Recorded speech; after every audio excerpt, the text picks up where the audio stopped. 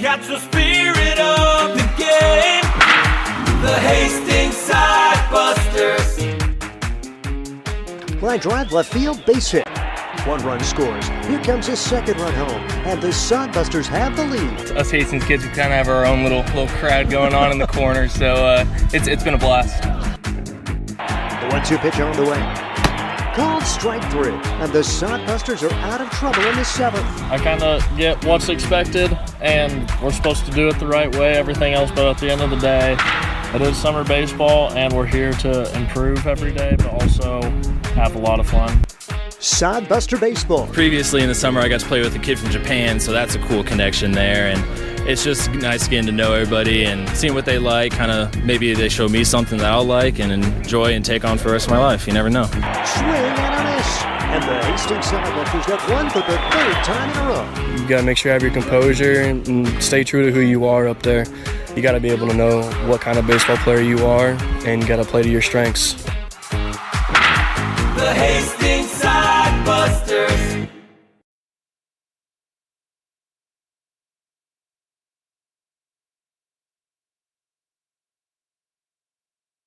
The Independence League campaign, but they have struggled since. 1-5 since the beginning of the 2nd half. Meanwhile, the Hastings Sodbusters had a few days off before going to Spearfish for a 4-game series.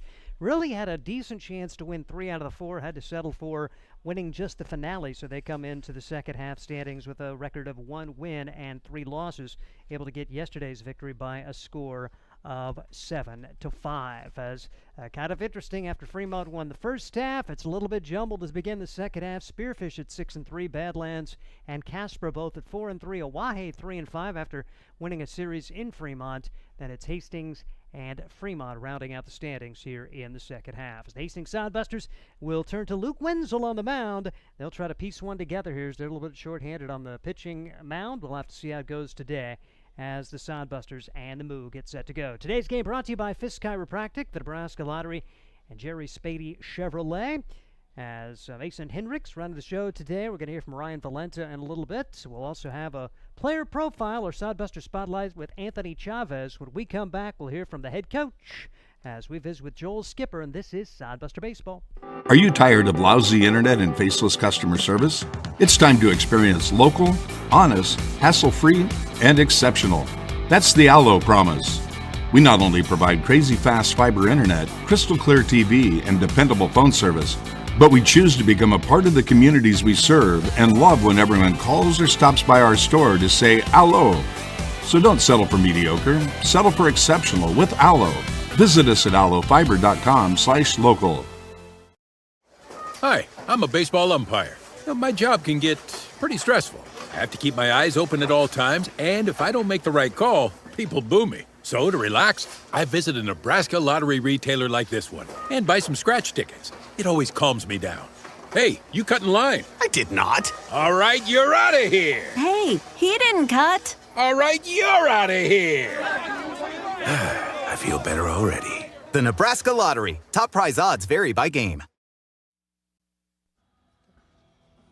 Talking with Joel Skipper, head coach of the Hastings Sidebusters, pregame for the first home series of the 2nd half here. Joel, you came back from a Spearfish series and you lost 3 out of 4, but able to salvage that last game. Initial impressions of how the squad did in Spearfish. Pretty good just to play here and there, man. I thought, kind of changed the outlook of the game. So thought we did some good things in all 4 of the games. I thought the hitters were good for the most part all weekend. Just had a couple errors in some key spots and just couldn't get that key hit when we needed it. Speaking of encouraging hitting, a couple of long balls over the weekend. You got Cabranes with a home run, you got Kareem with a home run, and you got Kale, 3 home runs. He now adds to his season total 4. Just how encouraging was that, seeing the guys getting some good wood on the ball this weekend? That was awesome. I think Kale was definitely our bright spot in the lineup. Obviously had that grand slam and a couple, 3-run blasts. So he was seeing the ball like a beach ball all weekend. I think another guy that's been seeing it really well is Chavi. He's been doing great, hitting a bunch of doubles. I think he had 4 on the weekend. So the sticks are pretty hot, so hopefully we can kind of keep that going against the Moo this week. Yeah, Anthony Chavez, team leader in doubles now for Sodbusters, and this is a guy who didn't get a lot of playing time. He's I mean, with the departure of Cannon Coakley, seeing some more playing time, just how big is it for him to be stepping up in that third base position for you guys? Yeah, it's been awesome. He's been taking advantage of the opportunities, and I think, it's just that the daily work he's putting in, it's been really good. Been really playing a really good third base for us, which is awesome. So we're going to continue to get him in the lineup this week. You're playing a Fremont team now for a couple of games, and they were the first half champions, but started second half. They are 1-5, so maybe a little bit of a first half winner hangover maybe, but what's your outlook for the Moo here these next couple days? Yeah, obviously a really good team. We kind of struggled against them in the first half, but kind of looking to turn the tide today. Obviously really talented roster, so we just got to go play the game and see what we can do. And for the rest of the season, you got a tough schedule in this month of July. A lot of home games against, you got the Prospects, you got Fremont again, and Badlands too. They were fighting for second place, or they got second place, fighting for first place. What's going to be the key to going positive and maybe having a shot at the second half title with this tough schedule ahead of you?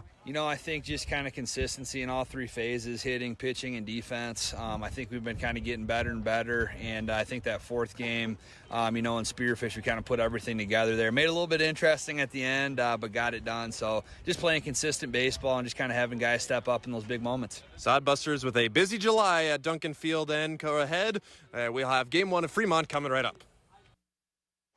Hi, I'm a baseball umpire. My job can get pretty stressful. I have to keep my eyes open at all times, and if I don't make the right call, people boo me. So to relax, I visit a Nebraska lottery retailer like this one and buy some scratch tickets. It always calms me down. Hey, you cut in line. I did not. All right, you're out of here. Hey, he didn't cut. All right, you're out of here. I feel better already. The Nebraska Lottery. Top prize odds vary by game. There's nothing like relaxing on a summer day. Nothing like taking in a Hastings Sodbuster baseball game. And there's nothing like an ice-cold Pepsi to make the day perfect. Pepsi Cola of Hastings wants to make your nothing like be the best day it can be, whatever the occasion. Enjoy your favorite refreshing Pepsi product throughout the Sodbuster season and make your nothing like memories. Pepsi Cola of Hastings, a proud sponsor of Hastings Sodbuster Baseball. We feature Sodbuster Baseball. It is a Sodbuster Spotlight as we get a chance to hear from Anthony Chavez, solid third baseman for this Hastings squad. Really seemed to get the hitting going. Not very often you can raise your batting average 100 points in one day, but he had a huge day as a part of a doubleheader against Casper. Talk a bit about the way you're seeing the ball at this point.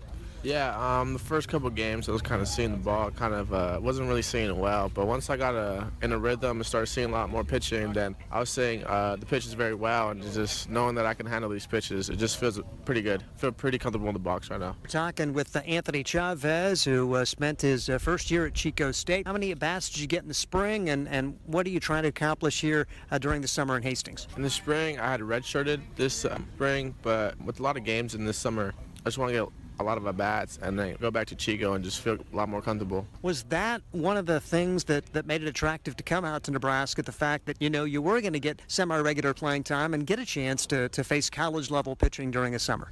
Yeah, that was most definitely a big process coming out here. Just a lot of games out here, like 55 games. So seeing that they had a lot of games out here, I just want to come out here and get my at-bats, and then that's pretty much just it. I always wonder how the Californians make their way out here. Tell us a bit about how you got the Hastings contact and how you became a Sodbuster. Yeah, so the coach that usually sends me out to colleges. Last year I was in Wisconsin, so the person that really sends me out here to these summer programs wasn't at school anymore. He became a head coach somewhere else, so we didn't really have any contacts. So I kind of just looked my way into coming out here, contacted my way with Scott, and he said I can come out here, so it's pretty sweet. Pretty neat to have Anthony Chavez all the way from California. How fun is it to play with guys from different geographical regions and maybe learn a little bit about their culture? Yeah, it's pretty sweet. A lot of these guys are from different states, so it's pretty awesome because they become your brothers for for 2 months, so it's pretty cool. And then sometimes you still keep in contact with them after summer ball, so it's pretty awesome. I always think sports is cool because you get guys from all different walks of life trying to come together for a common goal. And it seems like at this point, as we visit after a homestand before the 4th of July series, it seems like a team's starting to come together a little bit, maybe starting to put some more solid games together. Yeah, for sure. Yeah, the first half was kind of iffy, but you know what? We're all getting along together. Chemistry's very well, so hopefully the second half goes our way and we're swinging the bats very well, pitching well, playing defense. So the second half will be ours for sure. We pretty well see you at third base. Is that your normal position? What other positions you played? Where else could we expect to see you on the field for Hastings Sidebusters? My main position is third, but I can play anywhere else. So hopefully, I've talked to Coach Skip. I can play other positions as well, but my main position was third. They kind of just made me at third baseman, so I'll be there for a while. We're talking with Anthony Chavez, as he's a Californian. Has there been anything that surprised you about Nebraska? I don't have a car out here, so Okay. I'm kind of just in the apartment, but I'm with my host family most of the time, and they're very sweet, and pretty much just go to the gym, just coming out here to baseball. But it's very different from California for sure. Late nights in California, there'll be a lot of cars, but late nights over here, it's just dead, and not really, nothing's open after 10. So, yeah, it's a lot different, the nightlife, compared to Cali. So that's just the one thing I would say. Do you almost enjoy that in terms of the quietness of it? Because, I always think of California, a lot of hustle and bustle. Do you like that lifestyle, or is it kind of nice to just have maybe a little slower pace? Oh, it's for sure nice to come out here and just enjoy that slower pace. Chico's like that too, a little bit slower. So it's very nice getting away from Cali and just everything's just going by fast. So coming out here, it's just everything's slow, so it's you got to gather your thought process. So it's pretty nice. We're talking with Anthony Chavez. He's our Sodbuster Spotlight. Talk academics. What are you studying? What would you like to see yourself doing as your college days continue at Chico State? Yeah, so right now I'm studying to be a physical therapist. So I'm doing kinesiology right now. So some of those classes are pretty tough, but with the tutors that we have, it's pretty nice, So thankful that Chico does that for me. And physical therapy, what's that going to mean? Probably 4 years, the kinesiology degree, and then more schooling after that? Yeah, so 4 years of that, and then maybe like another couple of years after that. So right now it's pretty busy, but it keeps me going. Anthony Chavez, he's our Sodbuster Spotlight. I'm Steve Stein. Let's face it, we move our bodies around a lot. And sometimes things happen, a tweak, twist, pull, strain, ache, or pain. At Fisk Chiropractic and Sports Care, their goal is to restore your mobility, keep you moving, and ensure your rehabilitation is effective, efficient, and stress-free. Do you suffer from headaches and neck pain, lower back or sciatica? Call Fisk Chiropractic and Sports Care today. Start to discover wellness through chiropractic care. Fisk Chiropractic Sports Clinic.com. Start feeling better now. Hastings College has reimagined everything. As a sophomore, you'll spend part of a semester studying abroad, and they'll cover the cost. Recognizing it's a digital world and how you learn, they'll give you an iPad Pro and Apple Pencil, tools that'll help you engage, whether you're on campus or in Paris, plus internship opportunities and professors who mentor you. Hastings even provides books. At Hastings College, you'll go somewhere. Go to hastings.edu/discover for more. Welcome back to Duncan Field as we bring you coverage of the Hastings Sodbusters and the Fremont Moo, the opening game of a little two-game series at home. Then they'll play a game in Fremont on Wednesday. Pretty common between these two teams to have their split series, the opportunity to get the two closest teams in the Independence League, in this part of the state anyway, together and try to play a split home series.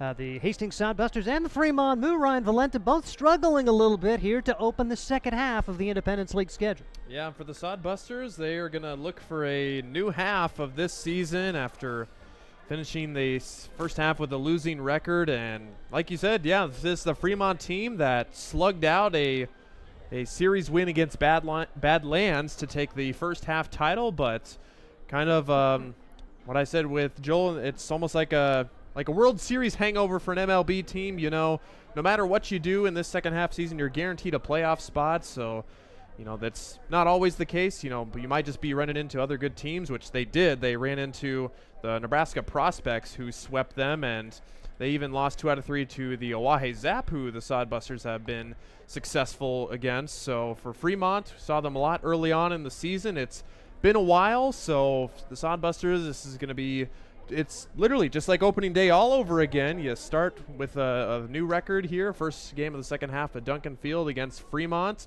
who they'll see a couple more times, and tough schedule, like I mentioned, for the Sodbusters for the rest of the season, but it's a perfect night to open the second half here in Duncan Field against Fremont. Temperatures in the low 90s, wind blowing straight in from center field, so big old Duncan Field going to play a little bit bigger, and two teams that which haven't been terribly powerful, although Sodbusters going to Spearfish, play a little bit of altitude, play at a smaller park, and they did get the home run going, particularly for a guy like Central City's Cale Jensen. He really came to life with the long ball in the series at Spearfish for those 4 games.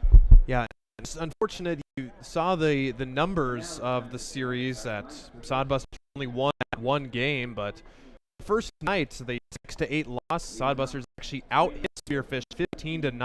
They had 5 lead, but the bullpen not able to hold on to the lead and finish out that game. So like you said, Steve, you thought they could have won 3 out of 4. They were in prime position to do so against the other games. They lost by 6 and 4 runs, and then it was a bit of air on Sunday. They almost blew away that lead again, having to put Jacob Shaw in a little bit earlier than normal, but got him a save, the first save the Sodbusters have recorded in this 2023 season. So they definitely have their work cut out for them. They saw a Spearfish team they only saw once before due to a few rainouts. So it's going to be a different half. You know, you just got to win just go day by day, win every game as best as you can, and go set yourself up for success from there. Mentioned Jensen. All he did was go 5 for 13, but 3 of his 5 hits were home runs. Nina has taken over the lead in home runs for the Sodbusters with 4 for the season. Nice to see that North Dakota State product get the job done for the Hastings Sodbusters. Going to try to piece together a game here today. They're definitely not at full strength on the mound. You don't like to see that with a very busy July, but a couple of guys are not available today, and so that means they'll turn to Luke Wenzel. Wenzel actually pitched yesterday. He'll get the start on the mound for this Hastings Sodbuster team today. Hopefully he can get you a few innings. You can piece one together, maybe get back to a little bit more normal as this week progresses for the Hastings Sodbusters. We'll just have to see how it goes, and it may be one of those where the offense is going to have to get something done against Fremont because they really haven't much this year. The team batting average against the Moo this season is only $180, and Fremont maybe a little different team than what they've had in years past. They have been a free-swinging, slugging style of team. It's not a great hitting squad. This Fremont team hitting just .253 as a squad, but they have gotten it done on the mound with a team area of 3.51. Let's take a look at the starting lineups. First of all, for the Hastings Sodbusters, under their head coach, Joel Skipper, it's Kyle Hiltbrand leading off and playing right field. Cale Jensen, the aforementioned Central City product, in left and batting second. Anthony Chavez up to the 3 spot in the batting order with his barrage of doubles over the last couple of weeks and playing third base. It's Zach Vital at second base, batting fourth. Nick Jones, the DH, bats fifth. Batting sixth is first baseman Landon Gaz. Batting seventh and catching is Rusty Wortman, batting eighth, and the shortstop, Josh Printer, and batting ninth and playing center field, Lane Shires. Luke Wenzel gets the start on the mound for the Hastings Sodbusters. For the Fremont Moo, it's Christian Hobbs. He's in right field, leading off. Batting second and playing shortstop, Ben Swales. Batting third, the catcher, Timon Long. Then it's Jason Willers, the DH, batting fourth. Batting fifth, Henry Heyman, playing third base. Center fielder Neil Jansen bats sixth. Batting seventh, it's Andrew Kirchner playing first base.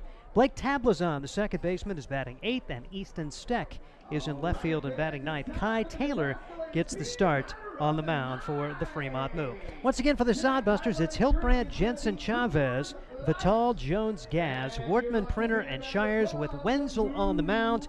And for the Fremont Moo, they're under the direction of first-year head man Ben Asher. They go with Hobbs, Swales, Long, Willers, Heyman, Jensen, Kirchner, Tablazon, and Steck with Taylor on the mound. Hastings Sodbusters coming into today a team batting average of .251, a team earned run average of 5.65. I mentioned Fremont hitting .253 with a team team ERA of 3.51.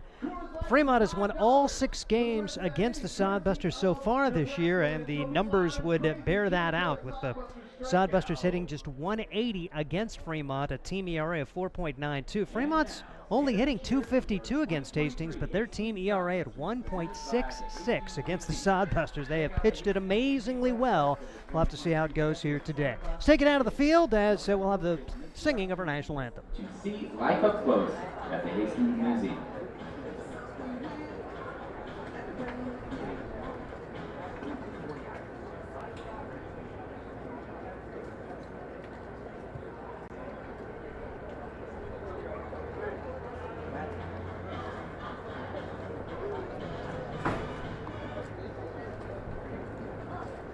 national anthem is brought to you by One Great Nutrition and Bo Huckman, a Navy veteran. Tonight, our anthem will be performed by Ella Curtis. Oh, say, can you see by the dawn's early light what so proudly we hailed at the twilight's last gleaming, whose broad stripes and bright stars through the perilous fight o'er the ramparts we watched were so gallantly streaming, and the rocket's red glare, the bombs bursting in air, gave proof through the night that our flag was still there.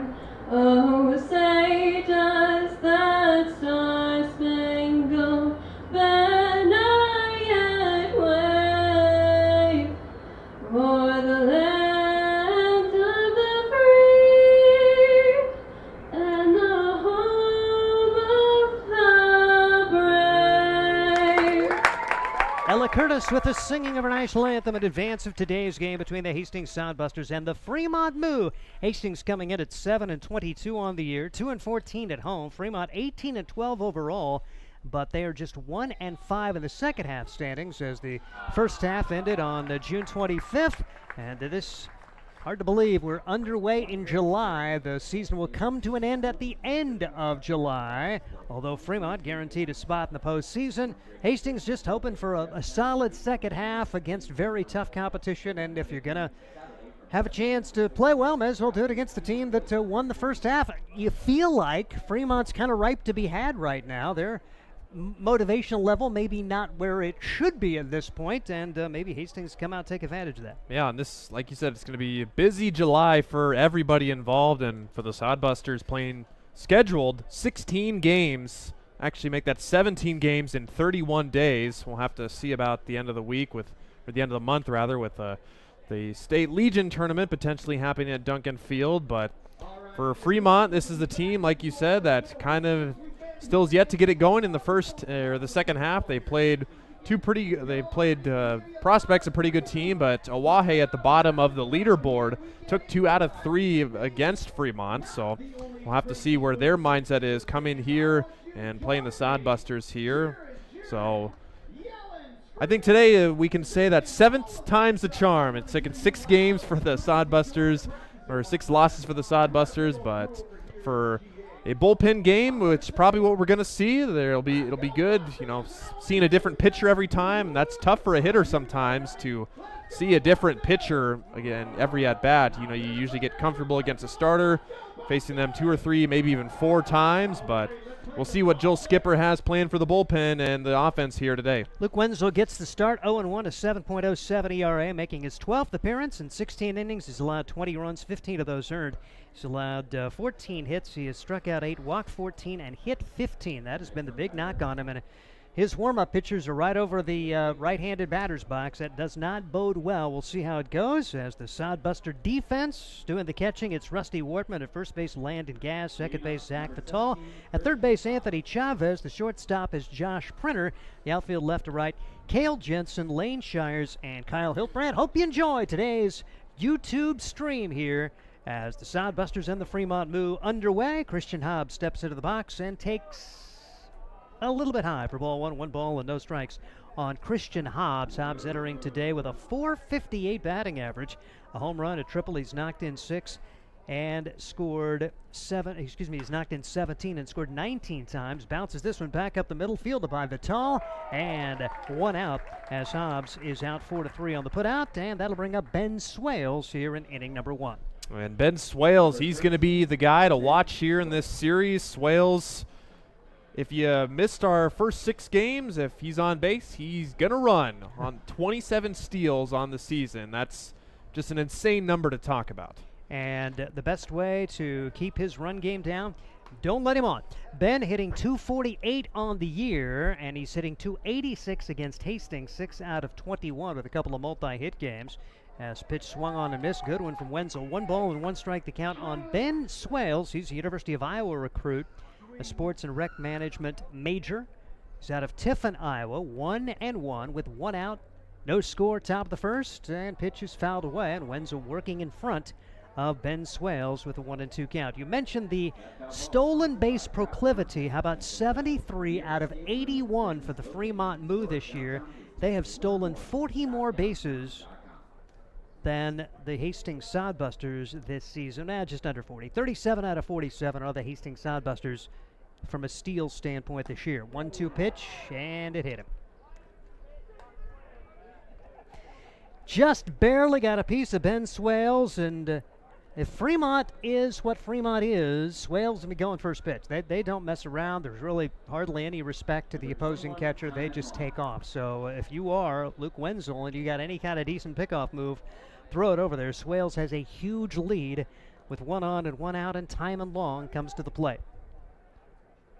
Wenzel will look there, doesn't throw. Runner does not go, and the pitch is rifled foul. No balls and 1 strike on Timon Long. Long has had a good time this year against the Hastings Sodbusters. Decent anyway, .278. He's .283 for the year, so hitting Sodbusters pretty much the same as he is the rest of the league. And it's 7 home runs to lead the team, knocked in 25, and he has scored 21 times. 1 on, 1 out, no score in the first as Wenzel.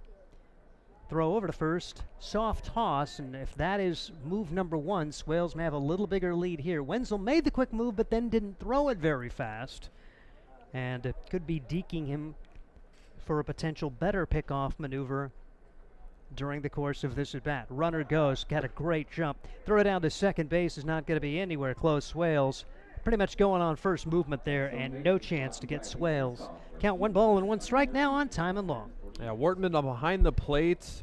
He's allowed 27 stolen bases now, only thrown out 2 runners. But for this guy, like we said, he's going to run crazy if you don't keep him close. And you could see even before he ran, he was leaning there. And he could take third as well. Just watch out. Bouncing ball left side. Chavez a look to second. Instead will throw to first in time. Well played for Anthony Chavez. A good fundamental defense. Both the shortstop and the pitcher went to cover third in the event that Swales took off. He did not. And so they keep the runner at second, get the out from Chavez, and 2 outs in the inning to bring up Jason Willers. But good to see both Josh Printer and Luke Wenzel hustle over to third just in case Wales took off. Jason Willers, DH, standing in the right-handed box as Wenzel trying to put up a 0 here in the top of the first. Pitch is just off the outside corner. 1 ball and no strikes as home plate umpire Jake Yeager, Tim Stroman, the field umpire here at Duncan Field. 367 on the right field line, 370 to left, 405 to the alleys, 408 to straightaway center. A move back to second base, and nothing happening there. And Jason Willers has had a good time this summer in limited playing time. 429, couple of home runs, 3 doubles, 12 runs batted in. He was not on the team yet when Sodbusters played Fremont the first 6 meetings, and Willers a half-hearted attempt there, tried to check, could not get it done. It's 1 ball and 1 strike as Wenzel trying to put up a 0 here in the top half of inning number 1. No score, the Sodbusters in the Fremont Moo, first of a 2-game home series. Then they'll go to Fremont and play 3rd game of the series. Now Swales caught between second and third, and a great job of just running him that way as the pitcher, Wenzel, will throw to Chavez, who makes the tag. That's good fundamental baseball. Wenzel took a look back. Swales had taken off, and Wenzel is able to face the minimum here in the first. No runs on no hits. Nobody left as we head to the bottom half of inning number 1. No score, and this is Sodbuster Baseball. Blue Fork Kitchen features elevated comfort food in a family-friendly, fast casual environment. With a full menu, you can sit down for a nice meal or order online for pickup. From salads and wraps to burgers and steaks, Blue Fork Kitchen has your kind of food. Open Tuesday through Thursday, 11 to 9 p.m., and Friday and Saturday, 11 to 10 p.m., with a special brunch buffet Sunday from 9 to 2 p.m. Blue Fork Kitchen is located in the Cimarron Plaza, 38th and Osborne Drive in Hastings. Like them on Facebook. Sodbuster Baseball is sponsored by Jerry Spady Chevrolet GMC. It's one of the many ways Jerry and Greg Spady, along with their families and employees, have proudly embraced a passion for giving back to the community. The folks at Jerry Spady Chevrolet GMC realize the importance of enriching and improving the lives of their neighbors. They've accomplished this through philanthropy and active personal involvement. Featuring the top new and used inventory in the region and a certified service department, Jerry Spady Chevrolet GMC, 2750 Osborne Drive East in Hastings, or at spady.com. At the bottom half of inning number 1, the Hastings Sodbusters come to bat against the Fremont Moo. Kai Taylor, right-hander, will get the start. Taylor out of Phoenix. He plays his college ball at Augustana up in South Dakota. 0-1, a 3.5 ERA.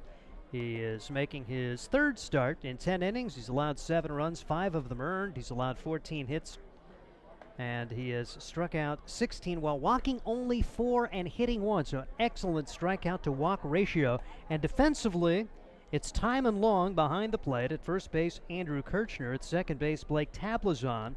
The third baseman is Henry Heyman. At shortstop, Ben Swales. The outfield left to right, Easton Steck, Neil Jansen, and Christian Hobbs, as he'll be working to the yellow-jerseyed Hastings Sodbusters in the winning gold today, if you will, as they will have Kyle Hiltbrand at the top of the order, the Western Oregon product.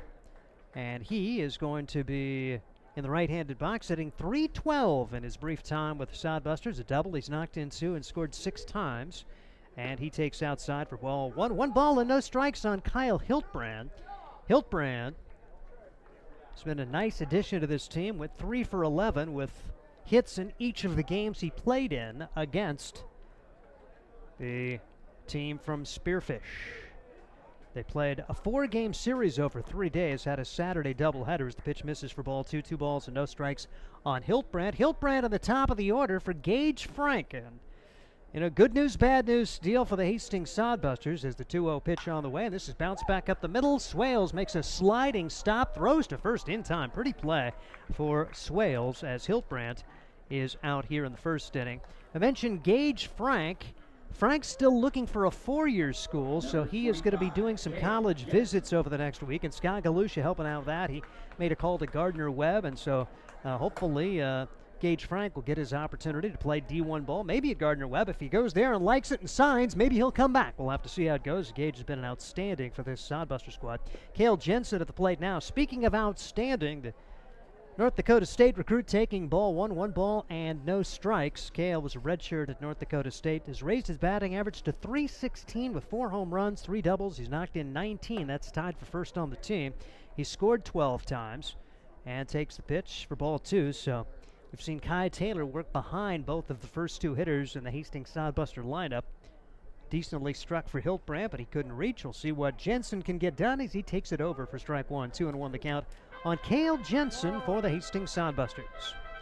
Didn't even think Cale was going to be able to play this summer with hand surgery literally at the end of May, early June, and seemingly a few weeks later he was in the lineup.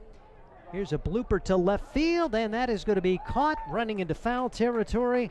Nice job there for Easton Steck. It hung up there in the wind, and there are 2 outs in the first inning.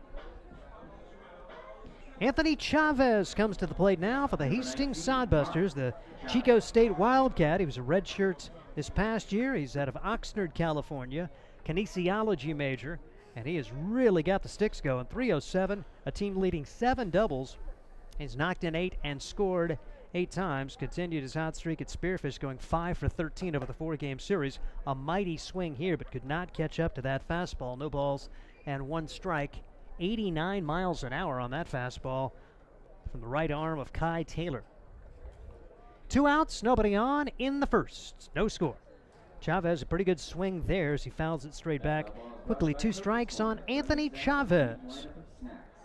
Chavez had 2 multi-hit games up at Spearfish. The doubleheader on Saturday, he doubled in both games and went 4 for 6 combined. The Sodbusters, though, lost them both. And here's 3 pitches and 3 strikes as Chavez goes down swinging. That'll do it for the Sodbusters. They are retired in order in the first. No scores we had in the second, and this is Sodbuster Baseball. Make your next pit stop at the Coach's Corner. A friendly staff and a deep lineup of snacks. You can find Coach's Corner in North Hastings on Osborne Drive East. More than just a gas station, Coach's Corner is the place to get delicious pizza made fresh for you and your family. Don't take our word for it. It's so good it'll be featured at selected Sodbuster home games this season. For a convenient and clean experience, be sure to check out the new convenience store in North Hastings, Coach's Corner. Are you tired of lousy internet and faceless customer service? It's time to experience local, honest, hassle-free, and exceptional. That's the Allo promise. We not only provide crazy fast fiber internet, crystal clear TV, and dependable phone service, but we choose to become a part of the communities we serve and love when everyone calls or stops by our store to say Allo. So don't settle for mediocre, settle for exceptional with Allo. Visit us at allofiber.com/local. At inning number 2, no scores. The Sodbusters and the Moo each sent the minimum to the plate. Fremont, a one-out hit batsman from Ben Swales, but he was picked off. Good job for the pitcher, Luke Wenzel, to run right at Swales after he had taken a move to third base, and he was able to gun him down. Oh boy, if you're watching on YouTube, that's a warm-up pitch that you're glad was a warm-up pitch. I mean, that baby was 3 feet over the head of the catcher that time. No chance for Rusty Wortman, and I don't have to go back and get that one. That's just a warm-up toss. And so it's closer to Jason Willers, who was at the plate when the inning ended. Willers will step back into the right-handed box, and it hit about 8 feet from him on the fly to the backstop. But Wenzel was able to put a 0 on the board in the first. See if he can get an extended outing here today, as the first pitch is lofted high in the air. Left field on the run. That is going to fall as Willers rounds first. That's all they get. Cale Jensen played that pretty well. Battling the sun, battling the wind, and got that on one hop to keep Willers to a single here to open the second inning. Yeah, that's just a great play by Jensen there. You know, you're not going to get to the ball. You don't want to do anything silly and try and dive for it and potentially lose that ball. Just stay with it and grab that. And with Willers not being a fast runner, a great job just to hold him to a single and keep the double play in order. Henry Heyman now to the plate now, as he will take strike one. No balls and one strike on Henry Heyman. Heyman, out of Melbourne, Australia, went to Barton County Community College down in Kansas. He's still looking for a 4-year school at this point. .229 batting average. It's 2 home runs. He's got 4 doubles and knocked in 12. As he takes the pitch for a ball. 1 ball and 1 strike on Henry Heyman. Heyman against Hastings this year, 3 out of 11. Here's the pitch.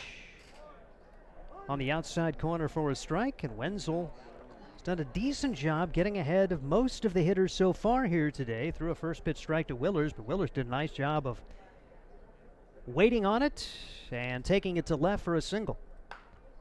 This one right in on the fist and fouled away by Henry Heyman. A good pitch there from Luke Wenzel. If he can find that spot, that is really going to be tough to hit, but sometimes his release point just brings it right over the right-handed batter's box. That's why he's struggled so mightily with hit batsmen during the course this year. If he can find the inside corner instead of too far inside, he could be a very effective weapon for this Sodbuster team.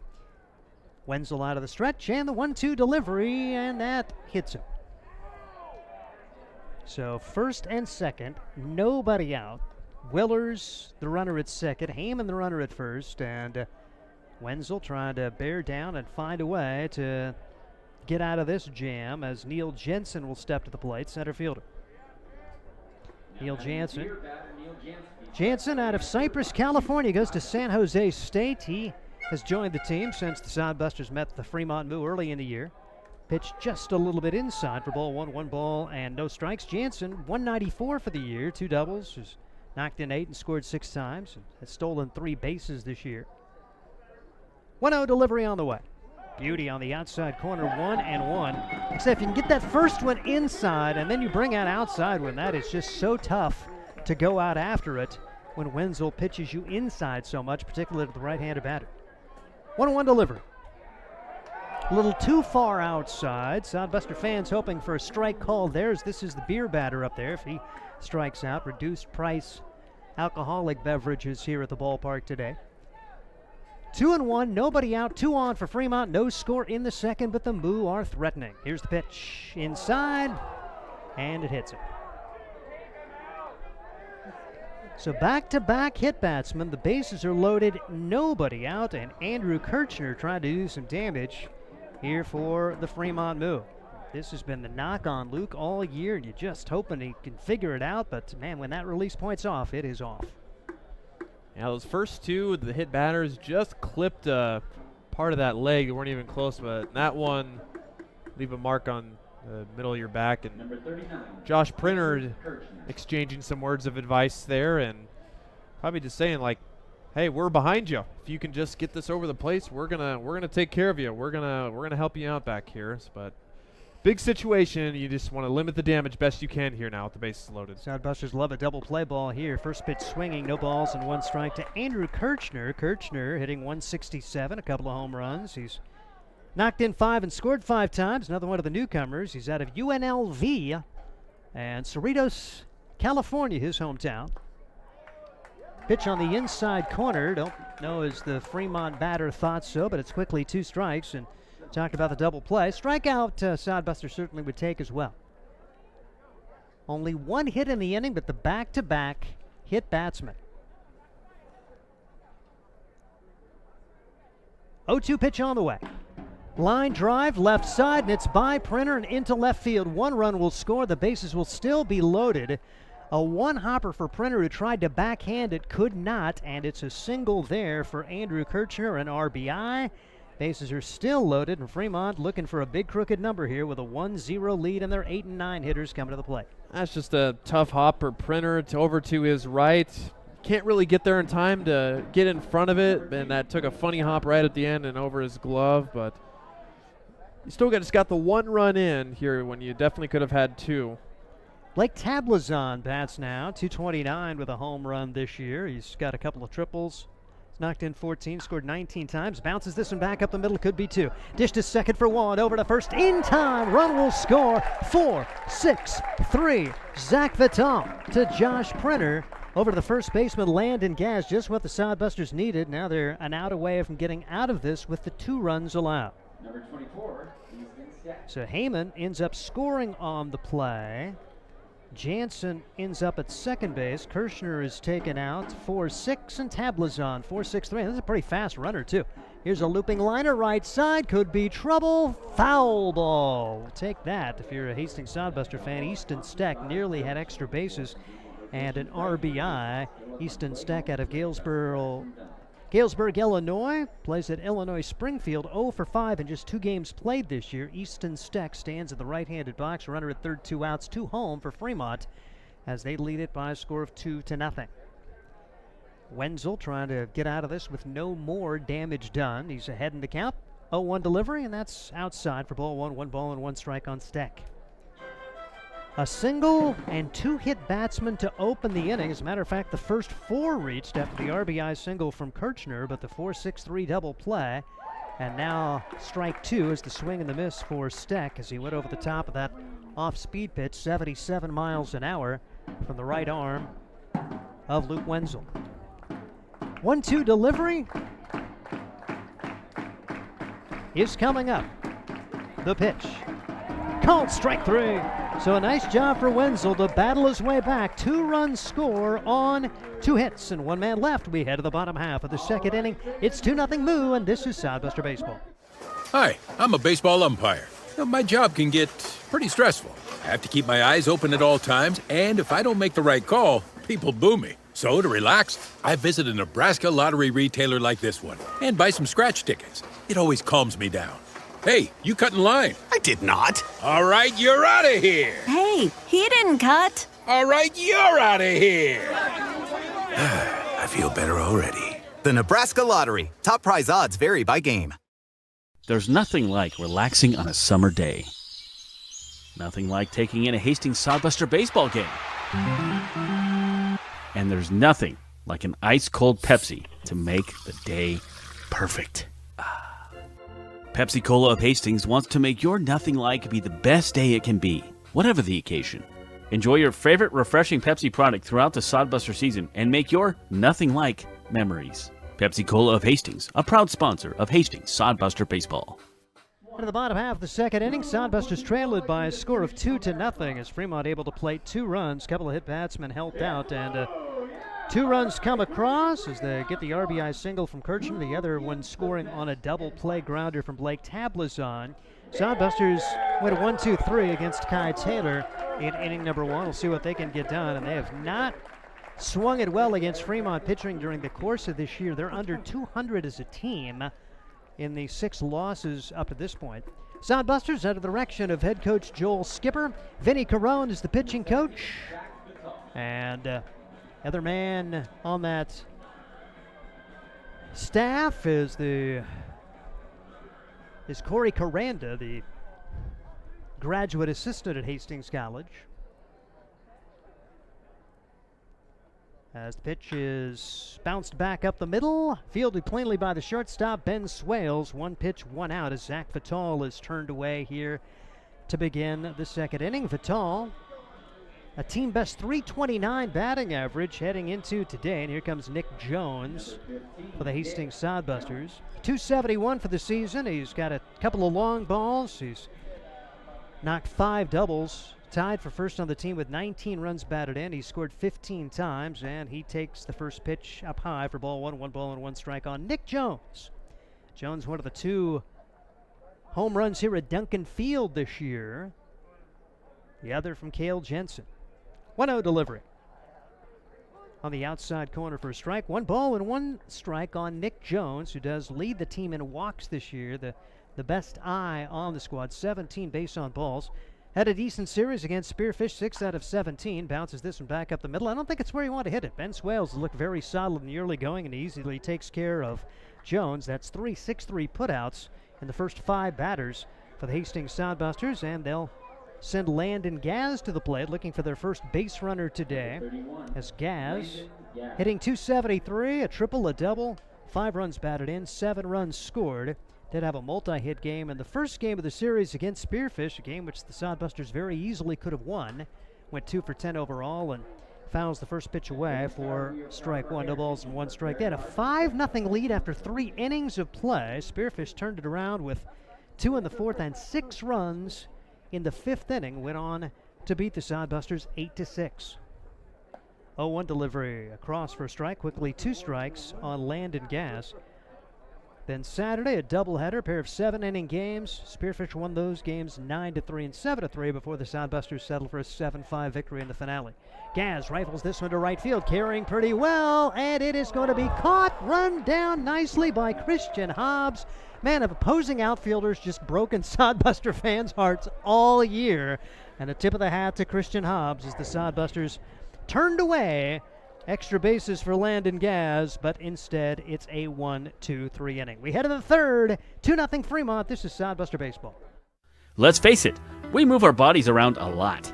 And sometimes things happen. A tweak, twist, pull, strain, ache, or pain. At Fisk Chiropractic and Sports Care, their goal is to restore your mobility, keep you moving, and ensure your rehabilitation is effective, efficient, and stress-free. Do you suffer from headaches and neck pain, lower back or sciatica? Call Fisk Chiropractic and Sports Care today. Start to discover wellness through chiropractic care. Fisk Chiropractic Sports Clinic.com. Start feeling better now. Hastings College has reimagined everything. As a sophomore, you'll spend part of a semester studying abroad, and they'll cover the cost. Recognizing it's a digital world and how you learn, they'll give you an iPad Pro and Apple Pencil. Tools that'll help you engage, whether you're on campus or in Paris. Plus internship opportunities and professors who mentor you. Hastings even provides books. At Hastings College, you'll go somewhere. Go to hastings.edu/discover for more. 3rd inning, the Hastings Sodbusters trail the Fremont Moo by a score of 2-0. And here is Ryan Valenta. Luke Wenzel back on the mound for the Sodbusters as they will try and keep this game where it is right now at that 2-0 lead. Wenzel kind of lucky to get out of that 2nd inning with just the 2 runs. You got bases loaded, nobody out. With already 1 run in, you get a double play and then a strikeout to end the inning, which was huge for the Sodbuster right-hander. And like we mentioned, for a team where we don't know how the bullpen's going to look for the rest of the game, we want to try and get as many pitches out of Wenzel as we can. So he will go back out for his third inning of the work, and he will face the top of the lineup in Hobbs, Swales, and Long for the Fremont Moo. Wenzel started off the game with a ground out to the man at the plate, Hobbs. And he's been a pain in just about everybody's side this season. Coming into the game hitting .458 to the tune of 33 and 72. Gets the call there on the outside half for strike one, 1-1 to Hobbs. Hobbs, the man making that outstretched catch in right field to rob Landon Gaz the last inning. Pitch is ball 2, way outside to go count to 2-1.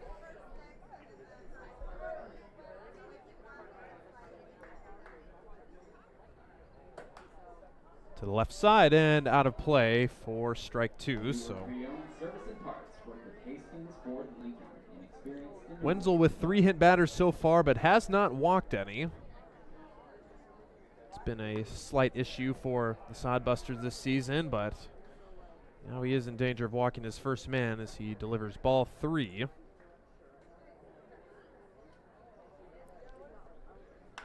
Pitch is rifled to left field. Jensen gets it. The lunging catch for Jensen out in left field. Thought that one might bounce in front of him, but gets the glove out there just in time to make the grab for out number 1. And is Cale becoming comfortable out there? It's probably the toughest left field to play in the Independence League, but he's made 2 really good plays out there so far in this game.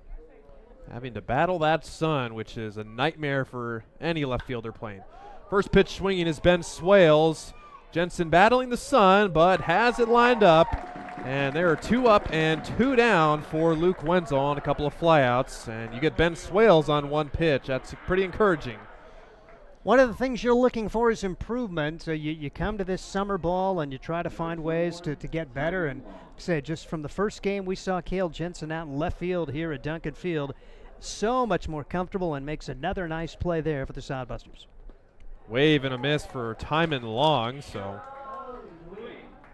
Wenzel finding the zone more consistently this inning. That last ball off the bat, by the way, is at 84 miles an hour.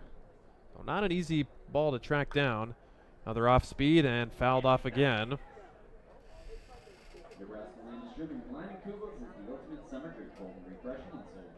So Wenzel quickly ahead 0-2. As he is 1 strike away from getting out of this 3rd inning. Luke Wenzel, a few times he has wiped the ball on the turf on the mound, and I'm not sure if he's just trying to get all the perspiration off. We've seen him do that more than 1 time. Inside and almost hit him, but Long dances out of the way. And yeah, on hot days like this, and especially if it's a little bit humid, that when you're a pitcher, you can't find anywhere dry on your jersey or your cap to wipe that sweat off your fingers. Breaking ball is up high for ball 2, just above the zone. And that one floated in there at 66 miles an hour, and Wenzel, I'm going to say that could scuff up the ball a little bit, but I was going to say, as an umpire, I didn't know if, you're an umpire. Have you seen that? I don't know if I've ever seen anybody do that on the turf like that consistently. It must be okay. The rosin bag must not be working. There's strike 3 right there as Wenzel works the 1-2-3 inning, and he strikes out his 2nd batter of the evening. There's a good start for the Sodbusters here in the 3rd inning. Time to get the offense back to work. We'll be right back. Core CPAs is your locally owned, full-service accounting firm. Our team of professionals have years of accounting experience and focus on building in-depth relationships with our clients. Our comprehensive and customized solutions are tailored to your specific needs. We pride ourselves in our commitment to integrity, objectivity, and professionalism. At Core CPAs, we provide tax services, payroll, bookkeeping, assurance and financial reporting, and much more. Visit our website at corecpas.us. Blue Fork Kitchen features elevated comfort food in a family-friendly, fast casual environment. With a full menu, you can sit down for a nice meal or order online for pickup. From salads and wraps to burgers and steaks, Blue Fork Kitchen has your kind of food. Open Tuesday through Thursday, 11 to 9 p.m., and Friday and Saturday, 11 to 10 p.m., with a special brunch buffet Sunday from 9 to 2 p.m. Blue Fork Kitchen is located in the Cimarron Plaza, 38th and Osborne Drive in Hastings. Like them on Facebook. Bottom of the third inning at Duncan Field here in Hastings, Nebraska. Sodbusters and Moo facing off for the 7th time this season. As Fremont holds a 2-0 advantage, Sodbusters have gone in order through the first 2 innings. They will send up 7, 8, and 9 to bat here against the Fremont Moo. Well pitched so far for Fremont. Their starter Kai Taylor has been perfect through the first 6 batters. Rusty Wortman, Josh Printer, and Lane Shires will be the first 3 to come up to the plate here. Tomorrow's game is at 4 p.m. 4 p.m. is our game time for tomorrow's. Leading out number 16, Rusty Wortman. And here is the Sodbuster backstop, Rusty Wortman. In his limited playing time, he has... The stat sheet doesn't blow you away, but watching the games, he has been clutch in key spots. Wortman probably has one of the best eyes on the team at the plate as he takes ball 2 outside. Wortman with 12 walks and only 3 strikeouts. I don't have the exact number, but I don't think too many Sodbusters have that achievement with more walks than strikeouts. So 2-1 as 2 straight have missed to Wortman. In the Spearfish series, just played in 1 game and was 0 for 2 with 2 walks as he fouls that off to the left side for strike 2. To put that in perspective, the Sodbusters as a team have struck out 193 times while walking only 127. So the ratio's not great, but Wortman certainly goes against the trend. So now facing a 2-2 count from Taylor. And just got a piece of that one. That's the breaking ball there, and to put that in perspective, might have been a changeup there. That's pitch at 82. That's faster than some of the fastballs for some of the Sodbuster guys. So rope to center field, but Jansen is right there, a few steps to his right, and puts it away for out number 1. Solidly struck ball there, but no reward as Wortman is retired. Number 9, Josh Printer. Brings up Josh Printer. Printer bats here. He's taken over the shortstop role for the Sodbusters. First pitch to him is on the outside corner for strike 1. A little bit of a delayed call from home plate umpire Jake Yeager, and Printer checked back just to make sure. That was a perfect pitch on the outside part right there, and that one is bounced just short of the plate for ball 1. Printer in the weekend series went 3 for 14, drove in a couple of runs against Fremont this year, just 1 hit in 9 tries. 1-1 from Taylor, fouled off back by the Fremont dugout for strike 2. We saw Cabranes started off the season kind of at shortstop. We seen Nolan Oliver, seen Grant Jones play shortstop, but Printer's become the everyday shortstop as he pops that up on the infield. Swales and Tablazon, and Swales right in front of Tablazon on the second base side makes the play, and Tablazon kind of gives him a look and says, "Stay on your side, get out of my face." And he makes the catch for out number 2. You make every play at shortstop. Could you at least give me a chance to catch one when one comes my way? I mean, it's all right. The shortstop has priority in most situations, but that was a good 10 feet on the second base side of second base. Upstairs, and they check down to first, and Shires went around. That's strike 1.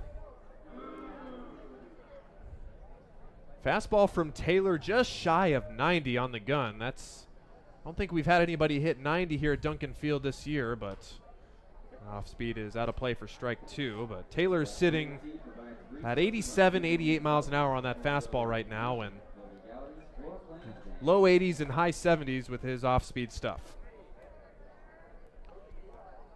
Lane Shires down 0-2, and look out concession stand. That's a rifle out of play. So Shires stays alive. Shires had a couple weeks off for the Sodbusters, but he is back with the team. Played in the Spearfish series. He went 2 for 6 in 2 games started there. And good block by Long behind the plate. Ball 1 to Shires. We wondered kind of about the playing time of Shires. You know, he was only hitting about 190 coming into last series and this series. Just wondered if he just wouldn't make the cut, but he strikes out to end the inning. But Shires back in center field today. We'll see how that goes faring forward. Sodbusters are set down, 9 up, 9 down. And we go to the 4th inning. Fremont 2, Hastings nothing.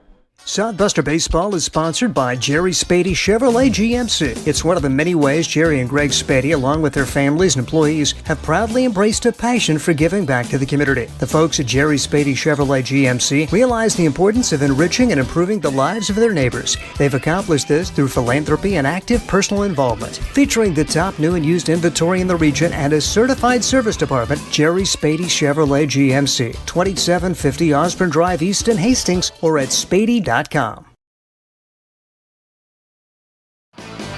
Make your next pit stop at the Coach's Corner. A friendly staff and a deep lineup of snacks. You can find Coach's Corner in North Hastings on Osborne Drive East. More than just a gas station, Coach's Corner is the place to get delicious pizza made fresh for you and your family. Don't take our word for it. It's so good it'll be featured at selected Sodbuster home games this season. For a convenient and clean experience, be sure to check out the new convenience store in North Hastings, Coach's Corner. Fourth inning here at Duncan Field as Luke Wenzel turns to the mound for the Sodbusters. After a very good 3rd inning, he will try his luck again against 4, 5, and 6 for Fremont, as they went down 1, 2, 3 in the 3rd inning. And for Wenzel, on his outing so far, 41 pitches. Allowed a couple of hits, couple of runs, 3 hit batters, and 2 strikeouts. Has not walked a man yet. But he will be back on the mound for the Sodbusters. And Wenzel, if he can find a way to get an out here, he'll be in uncharted territory. He had worked 3 innings in 3 of his other outings this year. He did go 2/3 of an inning yesterday, so we wondered about his status for today and how long he would go. But if he can get an out in this inning, he'll have his longest appearance of the year. Wenzel going 3 innings in his first 3 of 4 appearances this season. His past 7 appearances has worked an inning and a third or less. But the most pitches he has thrown in a game has been 60 pitches in his 2nd outing. Way inside for ball 2 to Jason Willers. Willers seeing the Sodbusters for the first time this year, late addition to the roster. Playing in his 8th game as a Moo. Came into the game hitting .429 and driving in 12 runs. Pretty good numbers for Willers so far. And taking all the way and taking strike 1. As count goes to 3-1.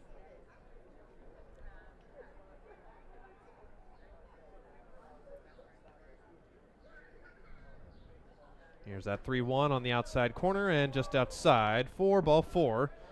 So Wenzel walks his first man of the day, and the leadoff man is on with nobody out. Second time they've had their leadoff man aboard. The last time was the second. It was Willers, and that's the inning where they played it too. Henry Heyman the next to bat for the Moo. He was hit by a pitch and came around to score in the 2nd inning. Ball in the dirt blocked by Wortman. 1 ball and no strikes to Heyman. Middle infield playing normal. Chavez at third, just behind the third base bag. Pitch floats in there for strike 1 on the inner half of the plate.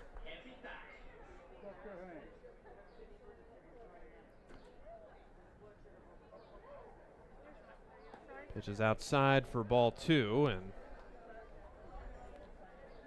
Hope for guys who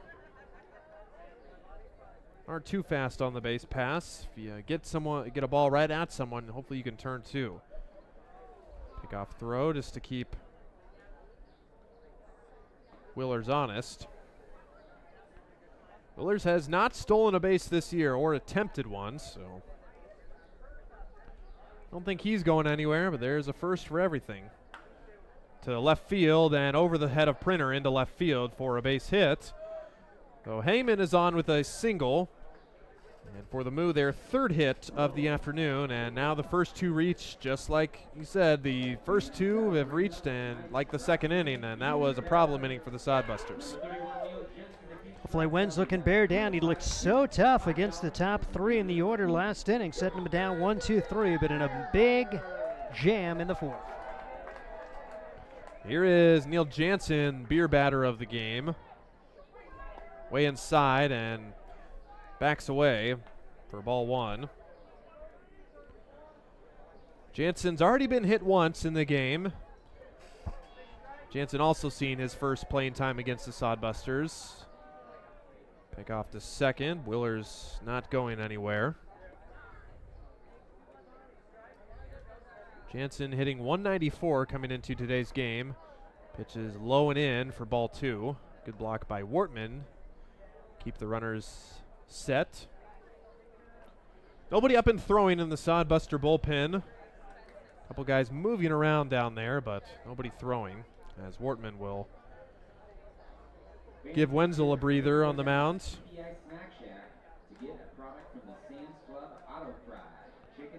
Big game for Fremont to get back on track as they struggled in their first 6 games in the second half after winning the first half Independence League title outright over the Badlands Big Sticks. They're trying to get back to their offensive ways. That ball is smoked to left field. Jensen going way, way back, and he won't get it.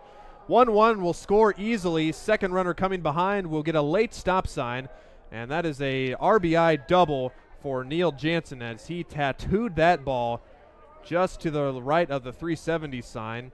And Fremont adds another in the fourth. They now lead 3-0, courtesy of the RBI double for Neil Jansen. And just like the second inning, the first 3 have reached. That inning, it was single hit batsman. This walk, single, double, and Wenzel still trying to record his first out here in the fourth. Is he out of gas? Like I say, kind of uncharted territory for him. Up to 53 pitches now as he tries to get an out here in the fourth. First pitch swinging, foul ball to Andrew Kirchner. So the RBI double from Jansen scores Willers and leaves Heyman at third. And with nobody out, he's still got a prime opportunity to drive in 2 more here if you're Andrew Kirchner. The 0-1 to him is smothered by Wortman behind the plate and keeps the runners in their place.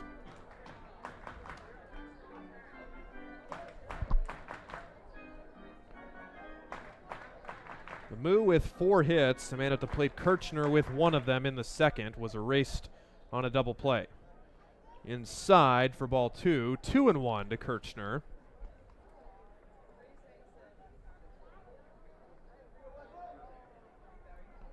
Sodbusters playing in their first home game of the second half series tonight against Fremont. It's ball 2 outside. Last series Sodbusters had home here was with Casper, where they split a 4-game series. And that misses somewhere for ball 4 to Kirchner. And the bases are now loaded again with still nobody out. And here comes head man out there, or Joel Skipper is going to come out and at least visit the mound. There is right-handed action behind Wenzel here in the fourth. Yeah, well, for Wenzel, who, like I mentioned, had pitched more than 3 or more innings in 3 of his first 4 appearances. You got to wonder how comfortable he is going back to that. And for Joel Skipper, you want to squeeze every out of him as you can. Obviously, since he pitched yesterday and pitched today, it's probably going to be the only game of the series. And then again, with Sodbusters going on the road this weekend, Wenzel might get a couple days off. So Skipper's just saying, hey, just get me a couple more outs, just throw something across the plate, get something on the ground, and I'll get you $1 dog after the game. That's speculating, of course. Tablazon first pitch swinging, but that will get out of the play to the left side. Thought that might stay in play, but just got out of play. Wind's not too much of a factor tonight at Duncan Field. Flag in center field just blowing ever so slightly right to left. So Tablazon, the batter, he grounded into a double play in the second inning. You'd take another one right here. This time into left center field, and that gets in front of Shires for a base hit, and everyone will move up 90 feet. That's an RBI single for Tablazon as Heyman comes in to score. It's 4-0 to Fremont, and they still have the bases loaded with nobody out.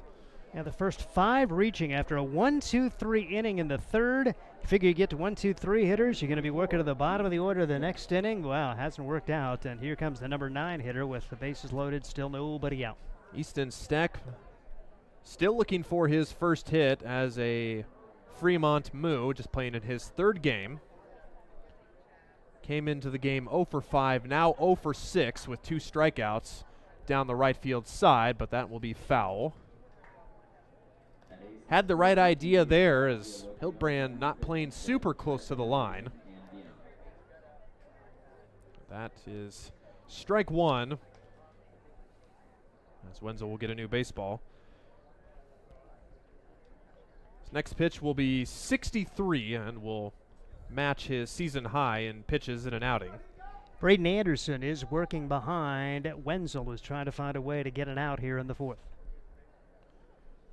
Bases loaded, nobody out, wave and a miss, and had Steck fooled there as he's way out in front of that sweeper. So count goes to 1-2.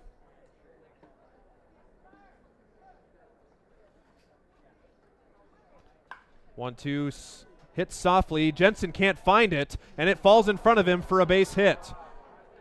Jansen will come in to score. They throw to third, but the throw's offline. And Jensen threw his hands out right away saying, I can't see the ball.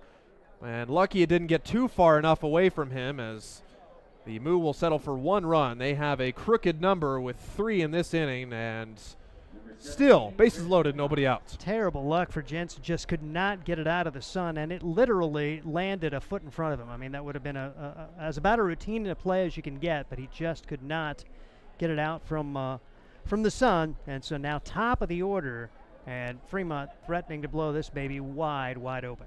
They already have 5 runs now, 3 hits in the inning to go along with, make that 4 hits with 2 walks as they turn over the lineup for the 3rd time in Christian Hobbs. Hobbs is 0 for 2, the ground out and a fly out.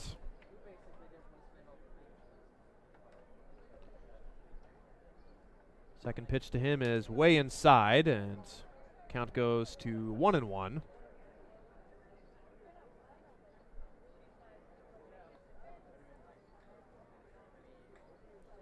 Hobbs with 17 runs driven in on the year.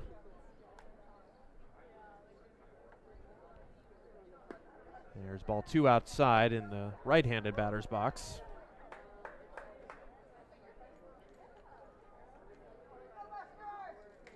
Hobbs, an Omaha native, drives that foul to the left field side. It's a tough guy, you know, he's got the best average on the team, the most hits on the team, but there's nowhere to put him here. You got to get 1 out somehow. Grounded to first, Gaz will come home with it. Wortman takes it on a hop, and he corrals that for out number 1, and good block by Wortman to keep it in front of him and hang on for the out. Well, the put out goes 3-2 as Gaz throws home and Kirchner's forced out.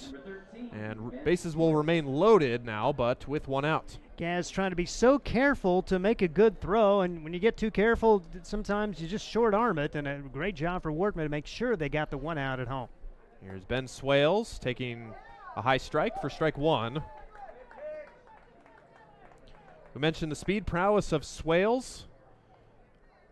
If there is one thing he will do besides steal a base, it is strike out. but he grounds it to third. Chavez steps on the bag at third, over to first, high throw, but grabbing it is Gaz. 5-3 double play gets the Sodbusters out of the inning as they faced a bases-loaded jam for most of the inning, and they get out of it with 3 runs allowed as they trail 5-0, and they are coming to bat here in the bottom of the 4th. There's nothing like relaxing on a summer day. Nothing like taking in a Hastings Sodbuster baseball game. And there's nothing like an ice-cold Pepsi to make the day perfect. Pepsi Cola of Hastings wants to make your nothing like be the best day it can be, whatever the occasion. Enjoy your favorite refreshing Pepsi product throughout the Sodbuster season and make your nothing like memories. Pepsi Cola of Hastings, a proud sponsor of Hastings Sodbuster Baseball. Hastings College has reimagined everything. As a sophomore, you'll spend part of a semester studying abroad, and they'll cover the cost. Recognizing it's a digital world and how you learn, they'll give you an iPad Pro and Apple Pencil, tools that'll help you engage, whether you're on campus or in Paris, plus internship opportunities and professors who mentor you. Hastings even provides books. At Hastings College, you'll go somewhere. Go to hastings.edu/discover for more. Sodbusters coming to bat in the bottom of the 4th inning. And they will return to face Kai Taylor, who has been perfect through 3 innings so far against the Sodbuster lineup. He's got a little bit of extra rest in him as the Moo had a long offensive inning there, plating 3 runs on 4 hits. As they will now try to hang their 4th consecutive 0, and they will face the top of the Sodbuster order here in the 4th. It's going to sound weird that the Sodbusters fortunate to get out of that 4th inning with 3 runs allowed, but it was almost a win the way it started, and getting a double play to end it. And Wenzel, kind of a courageous performance. They needed somebody to work their way through, and Wenzel with his longest outing of the year. First 3 reached against Wenzel, actually the first 6, but the bases were loaded after the first 3 batters and stayed that way for most of the inning, so definitely a win. Well, Hiltbrand is the first batter, fouls that pitch off, and I want an 87, so still high 80s for Taylor, as he's just thrown 33 pitches. Needed 32 pitches to get through the first Sodbuster 9 hitters. If you can keep that pace, you're in line to throw a Maddox right there. Wave and a miss, as Hiltbrand was way in front of that breaking ball. That one just at 79 miles an hour, and that's when we say looking for the express and got the local, and there was the local as Hiltbrand waves over that one, and he's struck out. And that's 1 out for Taylor and the Moo here in the 4th. Now the strikeout for the Sodbusters, they've had 3, and Ryan mentioned a stat last inning about Rusty Wortman walking much more than he struck out. 2 Sodbuster regulars other than Wortman have walked more than they've struck out. We'll tell you about those guys as the inning progresses. First pitch, and swinging is Jensen, and Taylor's gone to that slider or curveball 3 consecutive times now, and have gotten pretty bad swings from the Sodbusters. Sodbusters still without a hit as Jensen swings over the fastball this time for strike 2. Jensen had a big day, big series in Spearfish, clubbing 3 home runs, including one of them being a grand slam, to put the Sodbusters up for good in the finale. And it proved just enough as Spearfish crept back to a 2-run deficit, but that was that. That one is smoked towards the parking lot, and that's windshield hunting right there as Jensen pulls that one foul. Pretty close to my car, I think. I want to say that trajectory, I wouldn't doubt if it was by either of us. I know you parked pretty close to me, so I'm going to keep my fingers crossed walking to the parking lot tonight. There's ball 2 up high. Kai Taylor just in his 3rd start for the Moo. As that last pitch hit 90 miles an hour on the gun. Breaking ball stays up high. Long and company thought they might have had him struck out, but pitch, according to us, is above the zone. So full count to Jensen.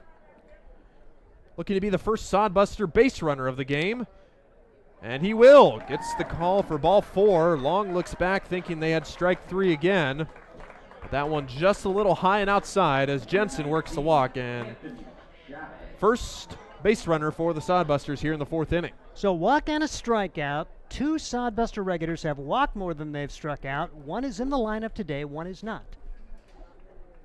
Let the fans think about that because Ryan Valenta knows because he's got all these stats down pat. Here is Anthony Chavez. I'd say I'm going to have to look at my sheet, Steve, but I don't know it off the top of my head. I would have had a good guess. I'm going to guess Nick Jones. Yes. It there is? you go. All right. He's the leading walk guy on the team. He's walked 17 times and struck out 16. Ooh, by a narrow margin. Yep. So could change by any game, but we know Jonesy has a great eye behind the plate. And Chavez swings and misses at strike 2.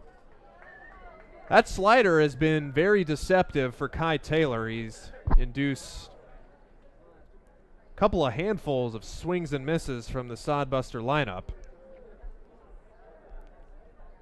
He has just about everything working for him. 0-2 with 1 out. Jensen the 1-out walk at first. And that pitch gets away from Long and all the way over to the Fremont dugout. So Jensen will advance to second on the wild pitch. And the count goes 1-2 to Anthony Chavez. Be great to see Anthony gap one right here, leads the team in doubles, take another one right here, and put the Sodbusters on the board. Chavez with 7 of the 2 baggers on the season. Number 8 would most certainly get home the first Sodbuster run. Big gap in left center field if Chavez can hit that. 1-2. That one down the left field line, but foul. Jacob Shaw in the bullpen, not able to hang on to that one, and guys will give him a little bit of grief down there. He used 2 hands, still couldn't come down with it. So Chavez gets another swing, and Taylor coming set before Chavez is even in the box. Home plate umpire saying you can't do that, and Taylor's giving it back to the umpire. So he wants to work a little bit quicker, and home plate umpire Jake Yeager not saying you can't do that.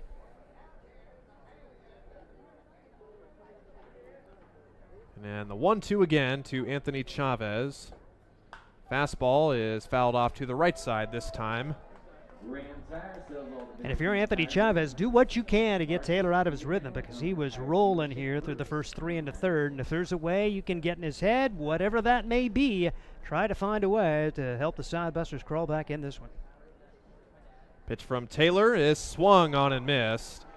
Went back to the off speed, and Chavez swings over it for strikeout. And 4 strikeout for Taylor, now with 2 out. Very difficult to lay off that one when the 90-mile-an-hour fastball is in the back of your mind, 75-mile-an-hour slider, and he struck out for the 2nd time. Here is Zach Vital, high and tight, as Vital gets out of the way of that one. It's a little bit different rules in the Independence League, but in the major leagues, the rule first after this pitch. Wave and a miss there. With the new pitch clock in effect, the pitcher cannot come set before the batter is alert to the pitcher, which Taylor has been doing. I don't think there's such rule as the Independence League yet. Perhaps that's what Taylor's argument is. Grounded weakly to third. And a low throw, and it gets away from the first baseman, Kirchner. Jensen goes to third, and he's coming around as the ball gets all the way down to right field. And Jensen comes around to score on the throwing error, and Vital ends up at second. Sodbusters on the board. It's 5-1. Whatever it takes, you'll take that as Henry Heyman's throw went awry, and the Sodbusters are on the board. Now runner in scoring position, and a chance to maybe steal one here with one of your top RBI guys coming to the plate in Jones. So the E5 on Heyman scores the first Sodbuster run, and they have a run, but still looking for their first hit. So leadoff walk, and Cale Jensen comes around to score, and Vital Advancing to second on the throwing errors there with 2 outs for Nick Jones. 1-0 to him is a fastball, and that catches the zone for strike 1.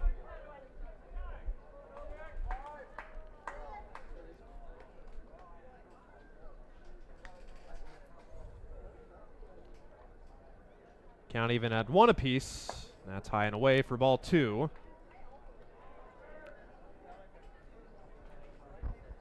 Jones with 17 walks to his 16 strikeouts this season.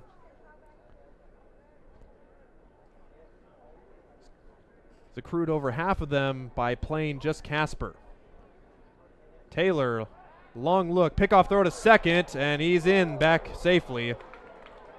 Taylor and Swales think they got him, but Vital really risky taking that big lead there. Gets back in safely according to the field umpire Tim Stroman. Swales, Taylor, Tablazon, Kirchner, all thought they had him. Steve, I thought they had him. I thought they might have too, but take it. To left field, that's trouble down the line, but foul. That one looked good off the bat, but just sliced out of play. That had RBI double written all over it. But Nick just a tad late on that heater there. So the count 2-2 with 2 outs. Vital at second. Taylor's pitch grounded weakly to second base. Tablazon over to first and in time for out number 3. So the leadoff walk comes around to score on a throwing error. The Sodbusters get just the 1, but that's good to cut the deficit to 4 as we've played 4. 5-1 Fremont, 5th inning coming up. Let's face it, we move our bodies around a lot. And sometimes things happen. A tweak, twist, pull, strain, ache, or pain. At Fisk Chiropractic and Sports Care, their goal is to restore your mobility, keep you moving, and ensure your rehabilitation is effective, efficient, and stress-free. Do you suffer from headaches and neck pain, lower back or sciatica? Call Fisk Chiropractic and Sports Care today. Start to discover wellness through chiropractic care. Fisk Chiropractic Sports Clinic.com. Start feeling better now. Core CPAs is your locally owned, full-service accounting firm. Our team of professionals have years of accounting experience and focus on building in-depth relationships with our clients. Our comprehensive and customized solutions are tailored to your specific needs. We pride ourselves in our commitment to integrity, objectivity, and professionalism. At Core CPAs, we provide tax services, payroll, bookkeeping, assurance and financial reporting, and much more. Visit our website at corecpas.us. Top of the 5th inning, Sodbusters back out on the field. New pitcher is one of our two-way guys, Nolan Oliver, who takes them out in relief of Luke Wenzel for the 5th inning. And before we get to that, we did want to throw in the other stat. The only other regular who's walked more than he struck out, Marcos Cabranes, who's not in the lineup today, but doesn't do either very much, but 10 walks, 9 strikeouts for him for the year for the Hastings Sodbusters. And you mentioned the Sodbusters going to use a position player here today as they try to eat up some innings. 4 courageous innings for Luke Wenzel in the books. We saw Braden Anderson warming up, but they're going to go with Nolan Oliver. Oliver making just his 2nd appearance. He pitched 2 1/3 against Casper back on June 13th, allowed 3 runs on 3 hits, struck out 1, walked 2, but he's a guy that says, I'll do whatever I need to do, and if he needs to come out there and eat a few innings, he'll try to do that today, as the Sodbusters hopefully will be in better pitching shape as this week progresses. But Nolan Oliver out there for the Hastings Sodbusters, and he is going to be going against 3, 4, and 5, Long, Willers, and Heyman, as Fremont scoring 2 runs in the 2nd, 3 runs in the 4th. And if this were a 1-run game and you didn't have Kai Taylor on the mound for Fremont, maybe you'd think about bringing Anderson in, but 4-run deficit looks pretty big right now. Bouncing ball back up the middle. Printer fields it on 1 hop, and good job, Nolan Oliver. 1 pitch, 1 out this time, and Long is out to begin the 5th inning. That'll bring to the plate Jason Willers. Willers has been a big thorn in the side against the Hastings Sodbusters. A single, a walk, 2 runs scored for him as the 4, 5, 6, 7 hitters all have reached base in both of their appearances. When you get hits on top of hits or walks or hit batsmen, that's when you get big innings, and they scored their 2 runs in the 2nd, their 3 runs in the 4th in that part of the batting order. as Willer's last inning led off with a walk, and he would come in to score the third run of the game as he takes strike one here. No balls, one strike. So nice to see Nolan Oliver get an opportunity here for the Hastings Sodbusters. Right-hander brings it across. A little bit outside, 1 ball and 1 strike on Willers. As about 81 miles an hour for Nolan Oliver. Say he is not a pitcher by trade, but doing what he can to help the team. Brings this pitch, and it's swung on and missed. 1 ball and 1 strike. Make it 1-2 on Jason Willers. Willers, relatively new to the squad. He's out of Davenport, Iowa. Goes to Morningside. Morningside Mustang at the G-Pack. Pops this pitch up. On the right side, second baseman goes out, called off by the right fielders. The Sodbusters going to make the play with Kyle Hiltbrandt, and there are 2 outs. And Henry Heyman will come to the plate now for the Fremont Moo.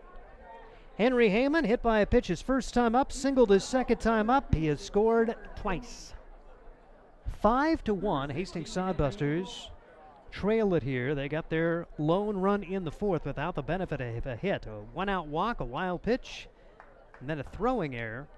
Plating Cale Jensen. Pitches across for strike, no balls and 1 strike. Fremont went down in order back in the 3rd. Nolan Oliver trying for a 1-2-3 inning and an off-speeder right across. Good job there for Nolan Oliver. It's that curveball at 74 miles an hour. Quickly 2 strikes. Oliver's pitch. It's in the dirt for a ball. 1 ball and 2 strikes on Henry Heyman. Nolan Oliver out of Highland Community College. He's from Bentonville, Arkansas. Hit 205 in the spring. Swing and a miss at 1 in the dirt. They'll throw down to complete the strikeout as Wortman lobs over to Gaz. And how about the job for Nolan Oliver? 1-2-3 goes Fremont in the 5th. Head to the bottom half of the inning. It's 5-1 Fremont, and this is Sodbuster Baseball. Are you tired of lousy internet and faceless customer service? It's time to experience local, honest, hassle-free, and exceptional. That's the Allo promise. We not only provide crazy fast fiber internet, crystal clear TV, and dependable phone service, but we choose to become a part of the communities we serve and love when everyone calls or stops by our store to say Allo. So don't settle for mediocre, settle for exceptional with Allo. Visit us at allofiber.com/local. Hi, I'm a baseball umpire. My job can get pretty stressful. I have to keep my eyes open at all times, and if I don't make the right call, people boo me. So to relax, I visit a Nebraska lottery retailer like this one and buy some scratch tickets. It always calms me down. Hey, you cut in line. I did not. All right, you're out of here. Hey, he didn't cut. All right, you're out of here. I feel better already. The Nebraska Lottery. Top prize odds vary by game. This is Sodbuster Baseball. It's sponsored by Allo, Pepsi, and Coach's Corner. It's Steve Stein, Ryan Valenta, Mason Hendricks running the show. Guys doing the work in the adjacent booth, Noah Pagel and Connor Christensen, as the Sodbusters try to battle back here against Kai Taylor and company. Taylor has been outstanding in his first 5 innings, has still not allowed a hit, hitting almost 90 miles an hour on his fastballs, and through the first 4 innings, 58 pitches thrown, 40 of them have been strikes, as he has struck out 4 and walked 1. Here's Landon Gaz for the Hastings Sodbusters, as the Sodbusters will go 6, 7, and 8 here in the 5th. As right-hander Kai Taylor will bring it home, 1-0 the count, as we are going to be joined by Scott Galusha, owner general manager. Welcome back to Grand Island, as it's Landon Gaz at the plate with a 1-1 count. Sodbusters trail at 5-1 here in the 5th. Yeah, we got to have some better at-bats. He's doing a good job of being around the plate. Hats off to him, and we just got to have a few better at-bats, but hopefully here in the second half of the game we're going to have some opportunity to get back in it. We'll let Scott catch his breath a little bit, as 1-2 is the count now on Landon Gaz. Just give me a thumbs up when you're ready to... I was in the bullpen a little bit talking to... that's awfully high, but it's in the right spot. Yep, down. Landon Gaz will double this one to the left center field gap, and the Sodbusters have their first hit of the day. Yeah. It's Galusha magic. That's here. Right. I thought he hit the first ball harder. Yeah, the ball to right field there. Yeah, I was out in the bullpen a little bit, and then I looked up and said, oh, 5th inning, I better do something. So had to work on a little. Had Brandon Mackey threw a little bit of a bullpen today, so he's going to be in action for us tomorrow, which is going to be nice, or eligible to pitch tomorrow for us, which is going to be good. Adding a couple more arms and trying to get back in the mix here. Bouncing ball back up the middle, and they catch the runner between second and third, and they throw it away. Sodbusters are going to score a run on the second Fremont error as Kai Taylor has been so good throwing it home. Short arms it to third, lobs it over his third baseman's head. Sodbusters will take the break. Yeah. Wortman aboard on the fielder's choice. He gets to second, and Landon Gas scores on the throwing error from Kai Taylor, who made an amazing stop of that bouncer back up the middle. Yeah, excellent read, good instincts, did everything right. Just got to finish the throw a little bit, but hey, it's nice to get a break on our side a little bit. Second straight inning as Sodbusters take advantage of a Fremont error, and now it's 5-2, and 8 and 9 trying to come through here with Printer and Shires coming up. Runner at second, nobody out as Kai Taylor showing a few chinks in the armor as Printer skies this one in the air to right field. They will tag at second base, try to get the runner to third. Here comes the throw, and it is going to bounce away. No chance for further advancement, but Wortman, we have seen him be a pretty darn good base runner during the course of this year, and he never hesitated. Josh Printer does give a fly ball to right to get the runner to third with less than 2 outs. Excellent job by Taylor being exactly the right spot on that overthrow, and just a good fundamental baseball play saved them a run there.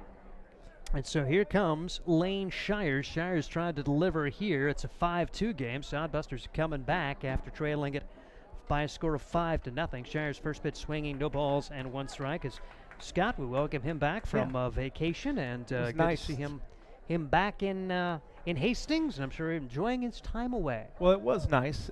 I listened and didn't miss an at-bat from you guys, so I didn't miss anything, but I do miss being here, and it was nice to get away, but I'm glad I'm back. Little safety squeeze on. Shires takes it high for ball 1. They would find a way to get back to within 2 runs. You take that right here against a guy like Kai Taylor, who's looked really good through the first 4+. Absolutely. He's done a nice job, and his pitch count isn't very high, and we need to figure out how to get this run in. As Shires watches this one go by, it bounces up the line, but not quite far enough away to get him home.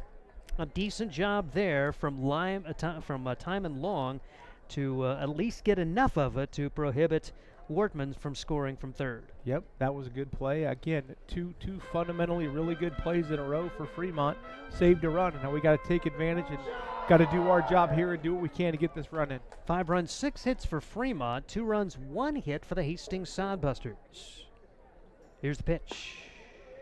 A little bit low, and Taylor's shown some frustration with the home plate umpire at times, but he hasn't let that totally get him out of his game. It is 3-1 to the number 9 hitter, Lane Shires.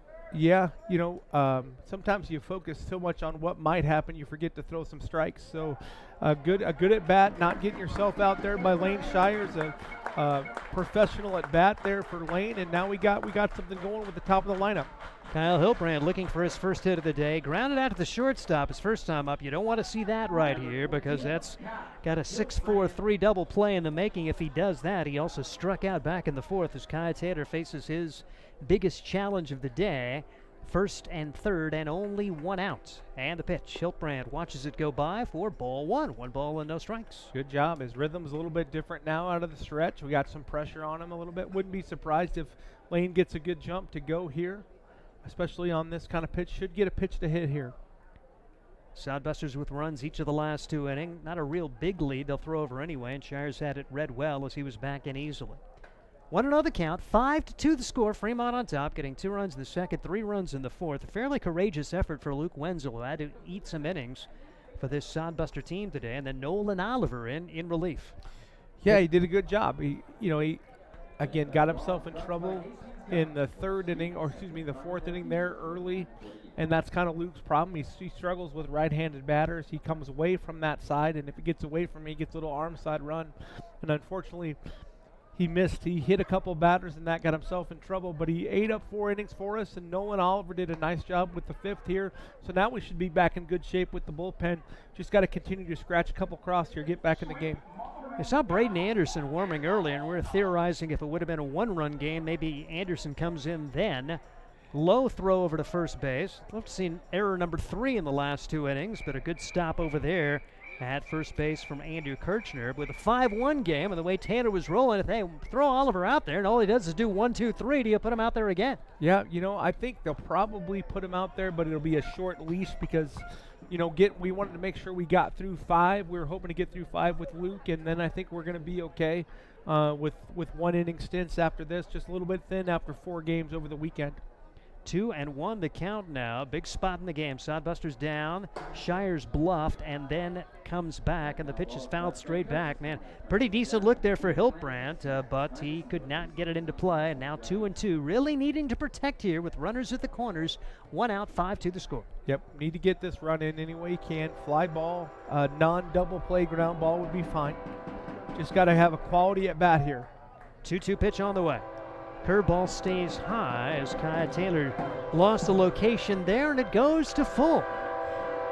What's his pitch count, Steve? Do you know? Kai Taylor is now up to 74 pitches. He was Okay. at 58 coming into the inning. Good. Just 32 through the first 3, so he Yeah. has had to labor the last couple of innings thanks to a couple of errors.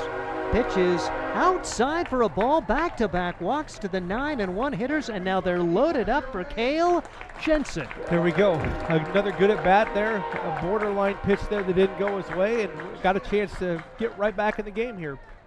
Jensen had a good at bat his last time up with a walk, and there is action for Fremont and a visit to the mound here for the Fremont Moo as they have been scuffling a little bit in the second half. 1-5 for them, although they opened the second half with 3 against the Nebraska Prospects, and you're going to struggle against them. All the Prospects have done this year is go 17-3 for the summer, so they've been pretty good.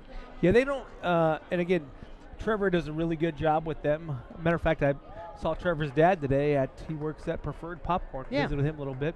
But they do a fantastic job over there, and they're just loaded. And so you just got to hope you can compete with them and get a chance a little bit with them. But for the rest of us, it's a pretty even field. We just got to play a little bit baseball, a little bit better baseball. We should be right in the middle of things in the second half. And here's a chance as Cale Jensen comes to the plate. He has one of the 2 Sidebuster homers here at Duncan Field. You just take a gapper right now. Here's the pitch. Just missing for ball 1. And Taylor, some of those borderline pitches he was getting seemingly not now, and 1-0 on Cale Jensen. Again, there's been 3 or 4 pitches that have all gone our way in the last couple of bats. Bases are full. 1 has scored, and Jensen fouls this one away. Count goes to 1 ball and 1 strike on Cale Jensen, who had a big series in Spearfish with 3 home runs. He now leads the team with 4 home runs on the year and tied for first in runs batted in with 19. Yeah, he's had some big hits for us. He hasn't been as consistent as we think he should be when we watch him swing. But when he does make contact, it's usually hard contact, good solid contact. Hey, just seeing him play after having hand surgery, I couldn't believe that he was in the lineup, and he's been a regular contributor since coming back from surgery. Yep. 1-1 pitch on the way. Jensen lofts this one high in the Hit it air, hard. but foul. That certainly would have scored a run if it had been fair, but now it's 1-2, and Cale really has to battle against one of the better pitchers on this Fremont squad, Kai Taylor. Yep, got to work here, got to get something in play. Hopefully get a fly ball here deep enough to have a sac fly. Bases are loaded. 1 has scored here in the inning. Southbuster still with only 1 hit. 1-2 pitch. Called strike 3, and I think Jensen knew it as he will head to the dugout. That borderline pitch goes the way of the Fremont Moo, and there are 2 outs, and Anthony Chavez in a big spot now for the Southbusters. And Anthony's been swinging a good bat. I think that looked like a guess for me. I think he was thinking breaking ball there, got the fastball and wasn't able to react. Now Chavez, he has been swinging the hot bat, but he has not enjoyed his time against Kai Taylor. 2 strikeouts against Taylor. Much better his second time than his first time. He lines it to left field for a base hit. Nice 1 run jump. scores. Here comes a 2nd run home. That's a 2-run single for Chavez, and the Sodbusters are back to within a run. Hey, fantastic base running by Lane Shires. Got a great jump on that ball, on a ball that wasn't hit very deep, and there was no play at all. Good job by Anthony Chavez to just put the ball in play there. And the Sodbusters have struggled so mightily with 2 outs this year. To see them do something like that, and they're not done yet, as here comes Zach Vital with 2 on and 2 outs, and the Sodbusters are back to within a run. Exactly. Great answer by the Sodbusters. Was really proud of that first of all, the first run that we scored in the bottom of the 4th was a good answer. I mean, again, we're down 5-0. We go down there again. We don't have a whole lot, and we showed a little bit of fight there, and that was a springboard for this inning, and a great 0 put up there by Nolan Oliver. So 5-4 is the pitch outside for a ball. 1 ball and 1 strike. 8th man to bat in the inning. Taking advantage of an early error to kind of set the table after Landon Gaz had the double. Comebacker off the bat of Wortman, but it was thrown away by Taylor, and the Sodbusters have turned that into 3 runs so far, and they are not done yet. Really nice to see us take advantage of the opportunity. Pitch across for strike. 1 ball and 2 strikes on Zach Fatal. Great to see him come back off that concussion. Yep. And is he going to be limited from catching? Is he mainly going to play infield after that? No, he's not. You know, he's been cleared for all those things. We're going to pay attention to him. But when you're cleared, and we just kind of let him. He needs to go and play, and we're not going to try to protect him other than making sure he gets standard days rest and make sure we take care of him the best we can there. But a good go for us there. Sodbusters did get the strikeout from Vital, but they get 3 runs across in the inning. The big blow, the Anthony Chavez 2-run single to put the finishing touches on that 3-run frame. Do you want to stick around, Scott? Yep, I will, if that's okay. Yep, that works. As the Sodbusters right back in it. And I'll tell you, 5-0 with Kai Taylor on the mound. The way he was looking through the first time through the batting order, I'm thinking this baby's over. But you mentioned the Sodbusters, a good job taking advantage of the opportunities presented them. Now you feel really good. And here comes Nolan Oliver again. Why not? I mean, if he puts up another 0, that's great. Anything's bonus now after getting a 1-2-3 inning there in the 5th. Absolutely. I'm sure that the leash isn't going to be real long, but for as good as he was last inning, I'm glad they run him out there again. So it's a neat opportunity for Nolan, and here's a kid who he had some offensive highlights after such a struggle early in his Sodbuster career, but he had a few decent games in the offense. Now I think playing time on that side's probably going to be a little limited just with the personnel at where Oliver plays, but he's kind of approached you and said, well, I'll do what I can, and here he is making his second pitching appearance. We love about guys. They just say, hey, I need to do whatever I can do to get in the game and help the team out, and no one's one of those guys. I just met no one's mom and dad tonight. They're in attendance today, which is great. Mr. and Mrs. Gaz from California are in the building tonight, so it's nice to see parents come support him, and we're happy for Nolan, and he's done a good job. There's never been a question of his arm. He's got a live arm. He's kind of a man without a country. He's kind of a shortstop, kind of a second baseman. I think moving forward, he's probably a second baseman at Highland Community College is what their plan is for him. But he can do everything, and it was nice to see him have some pretty solid at-bats here in the last week or 10 days. Neil Jansen, Andrew Kirchner, and Blake Tablazon, 6, 7, and 8 coming up. And if you're thinking, oh, well, the bottom of the order, that's nothing. That's the part of the order that has really been hurting this Sodbuster team. Tablazon with an RBI single his last time up. And here's Jansen. Jansen is 1 for 1 with a double, an RBI, and a run scored. He's first pitch swinging here. Chavez has got it on 1 hop, throws to first in time. 1 up, 1 down, 4 up, 4 down for Nolan Oliver. Hey, 1 pitch, 1 out. That is a lifesaver in summer baseball. And take that, like I say, if Oliver can continue this, keep throwing him on out there. I'm going to have to change his position on the roster. Well, if he keeps doing that. Yes. You know, we had one of those. I mean, we've had one of those 3 out of 4 years when I've been here. Guys that come to be a position player or an outfielder, infielder, and we converted them to a pitcher. And, you know, a lot of those guys, yes, again, the fastball, curveball combination and quickly 0-2. As Kirchner up there, Andrew Kirchner with an RBI single his first time up, a walk his last time up. You know, teams have just done a good job of not trying to do too much against us. I mean, they had the one deep shot to left. But other than that, they just put the barrel on the ball, and they've been successful. So, and take advantage of the opportunities and string stuff together. I mean, Fremont in the second inning, single hit batsman, single, really a double play, minimized the damage there. But that fourth inning, the first 6 reached. Yeah. And Wenzel was able to get out of it with another double play. Perfect. Here's a pop-up into right field. Hiltbrandt's got that measured and makes the play. 2 outs here in the 6th inning. Nice job. Hey, it's just not that hard a game at Duncan Field. Don't beat yourself. and let guys go run the ball down in the outfield. That's what's going to happen. Throw your 74-mile-an-hour off speeder and see Yeah. if they can hit it out. Yeah. No, they cannot. It doesn't matter. Let them do it. And if you try to hit one out of here, you're going to hit fly balls. And we've all said this ever since I've been here. I don't know if I'm the one that coined it, but we use it a lot. This is where fly balls go to die. And it's just not a good place to hit a fly ball. So. And 1 strike to Tablazon, who had an RBI single his last time up. He was the 5th of the 6 straight to reach in that 4th inning when they plated 3. Sodbusters have come back, though, with 1 in the 3rd, 1 in the 4th, 3 in the 5th. And we're in the top of the 6th now of a 5-4 game. And 1 ball and 2 strikes the count now on Blake Tablazon. Yeah, he looks, I know he's done a lot of pitching because he looks like a pitcher.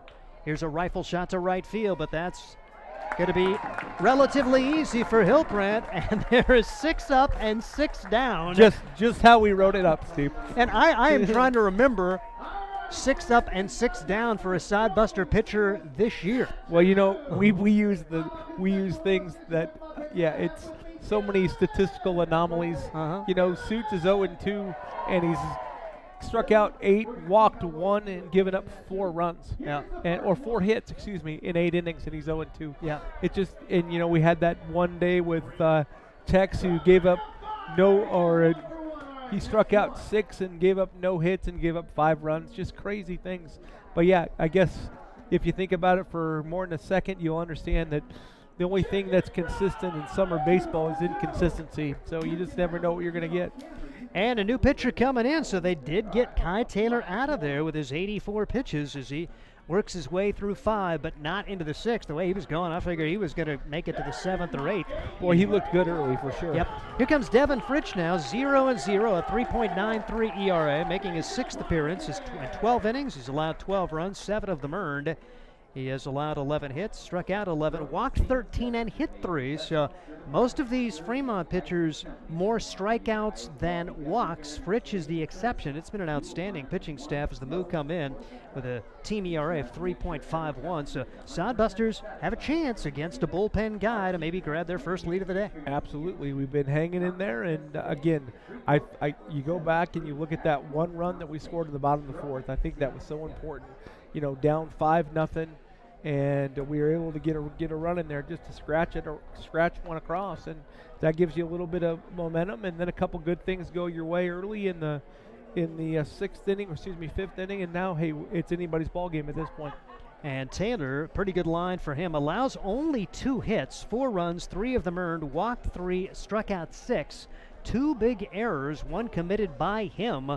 Helped open the door for an unearned run in the 4th inning, and they kept that inning going in the 5th as well, as we see Devin Fritsch, right-hander out of Elkhorn South High School. He's a Washburn Ichabod.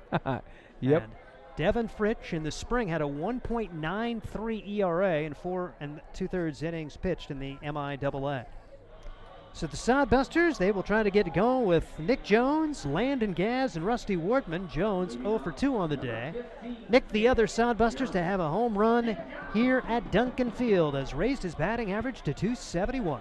Yeah, he didn't get off to a very good start at all, but he just gives us, I call it professional at-bats. He understands the situation, understands what his job is, and he just understands baseball. And he's a quality young man and an excellent baseball player, and one of my favorite stories. And the 1-0 delivery to Jonesy is missing for ball 2, as Ryan and I were talking about earlier. Jones, one of 3 players of the regular lineup that has more walks than strikeouts this year. And so you like that stat as well, finding a way to get on. Hey, a perfect time to say hi to Mr. Jones. He's having a little bit of health issues. That's why Grant is not with us right now, and Nick decided he wanted to stay. So thoughts and prayers and hugs are to the Jones families from myself and the Sodbusters. So hopefully everything goes just the way you want it. And we love you guys, and so happy that you're able to let us borrow your kids for a couple summers. And we talked to Nick here recently as he bounces this into the right side on the 3-1 pitch, and that's going to be handled easily by Andrew Kirchner. But Jonesy already with his mechanical engineering degree as he gets set to go back for another year of college. Pretty cool. Yep, he's going to go back one more year, and again, such a neat story.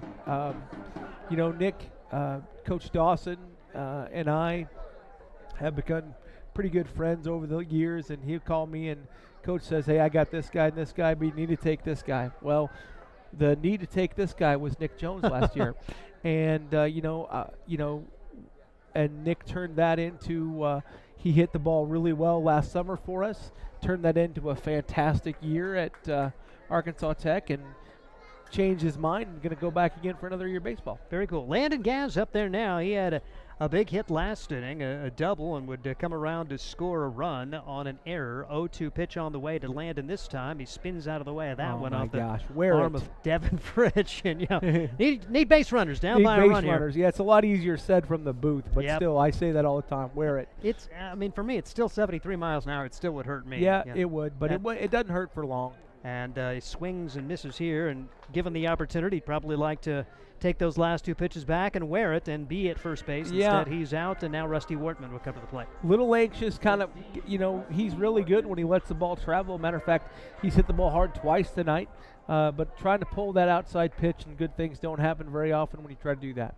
Wortman a line out to center and a fielder's choice grounder, and he ended up scoring a run last inning. And 0-1 the countdown. Rusty Wortman, who's had some neat moments in limited playing times. He's already got 1 associate's degree. He's going to go back for a 3rd year at Northeast Community College, and then try to work on some paramedics classes. Eventually wants to be like a fire science guy, fireman, and maybe be a fire marshal at some point. Yep. Rusty works really hard, and he's been in that catching rotation for us. And he's just another one of those. He's a local kid. He's from Gretna, so a local Nebraska kid, and we just love having those kids on the roster. He's actually staying with one of my favorite families. Get through there. Oh, darn it. Diving grab made. Heck of a job there for the shortstop, Ben Swells. The Sodbusters will go in order. Hey, appreciate you coming up, Hey, Scott. you bet. Hey, good to see everybody, and all my family that's watching. Hi, and have a good one, and hope to see you soon. We'll see you. All right, Sodbusters very much a part of this one. They trail at 5-4 as we head to the 7th. This is Sodbuster Baseball. There's nothing like relaxing on a summer day. Nothing like taking in a Hastings Sodbuster baseball game. And there's nothing like an ice-cold Pepsi to make the day perfect. Pepsi Cola of Hastings wants to make your nothing like be the best day it can be, whatever the occasion.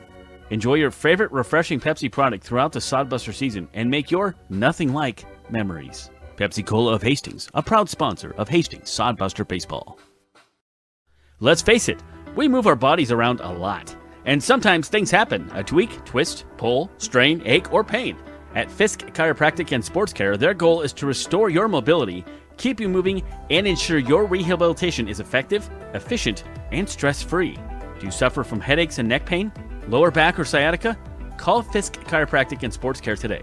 Start to discover wellness through chiropractic care. Fisk Chiropractic Sports Clinic.com. Start feeling better.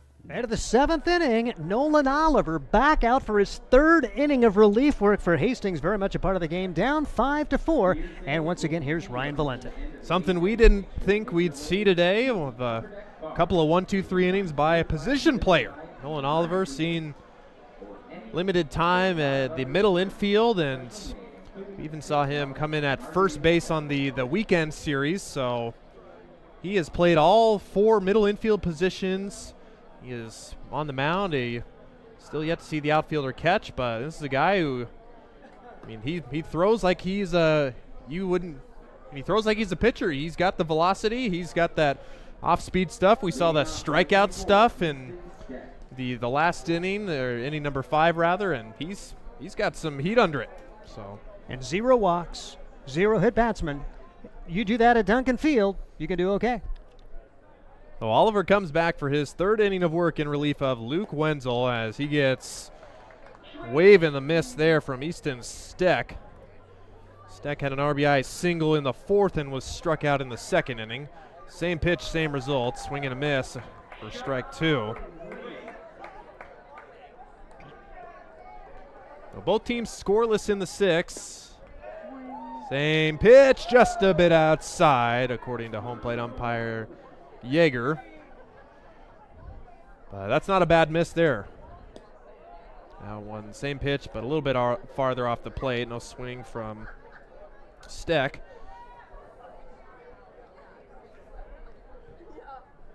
Two-two, swing and a miss, and Oliver took something off there and gets his second strikeout, and that's 7 up, 7 down there for the right-hander.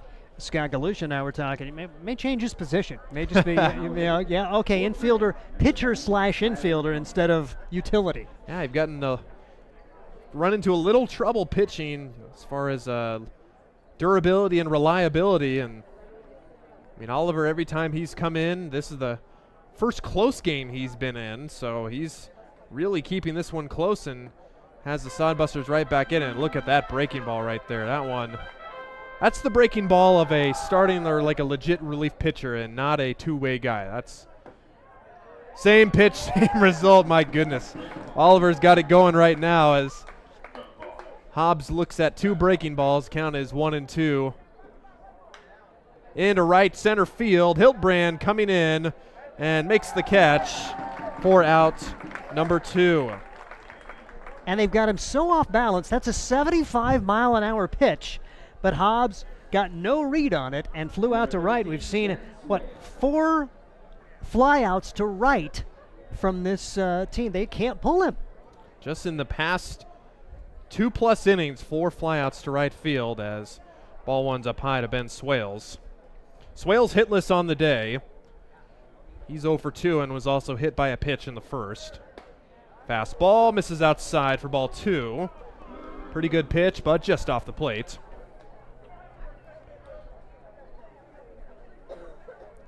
There is that 2-0 breaking ball right there for a strike. And this totally has to throw your offensive approach on its face. If you're the Fremont Moo, you think here's a position player who's just going to be slinging in fastballs, and even with the fastball, Oliver's getting swing and misses like the one right there. So, and with his command of the curve, the 82-mile-an-hour fastball is fast enough. 2-2 pitch to Swales. Got him looking for strike 3. 9 up and 9 down for Nolan Oliver. The Sodbusters hang up another 0. And that is 3 perfect innings for Nolan Oliver as the Sodbusters will look to tie this one up in the bottom of the 7th. Hastings College has reimagined everything. As a sophomore, you'll spend part of a semester studying abroad, and they'll cover the cost. Recognizing it's a digital world and how you learn, they'll give you an iPad Pro and Apple Pencil, tools that'll help you engage, whether you're on campus or in Paris, plus internship opportunities and professors who mentor you. Hastings even provides books. At Hastings College, you'll go somewhere. Go to hastings.edu/discover for more. Core CPAs is your locally owned, full-service accounting firm. Our team of professionals have years of accounting experience and focus on building in-depth relationships with our clients. Our comprehensive and customized solutions are tailored to your specific needs. We pride ourselves in our commitment to integrity, objectivity, and professionalism. At Core CPAs, we provide tax services, payroll, bookkeeping, assurance and financial reporting, and much more. Visit our website at corecpas.us.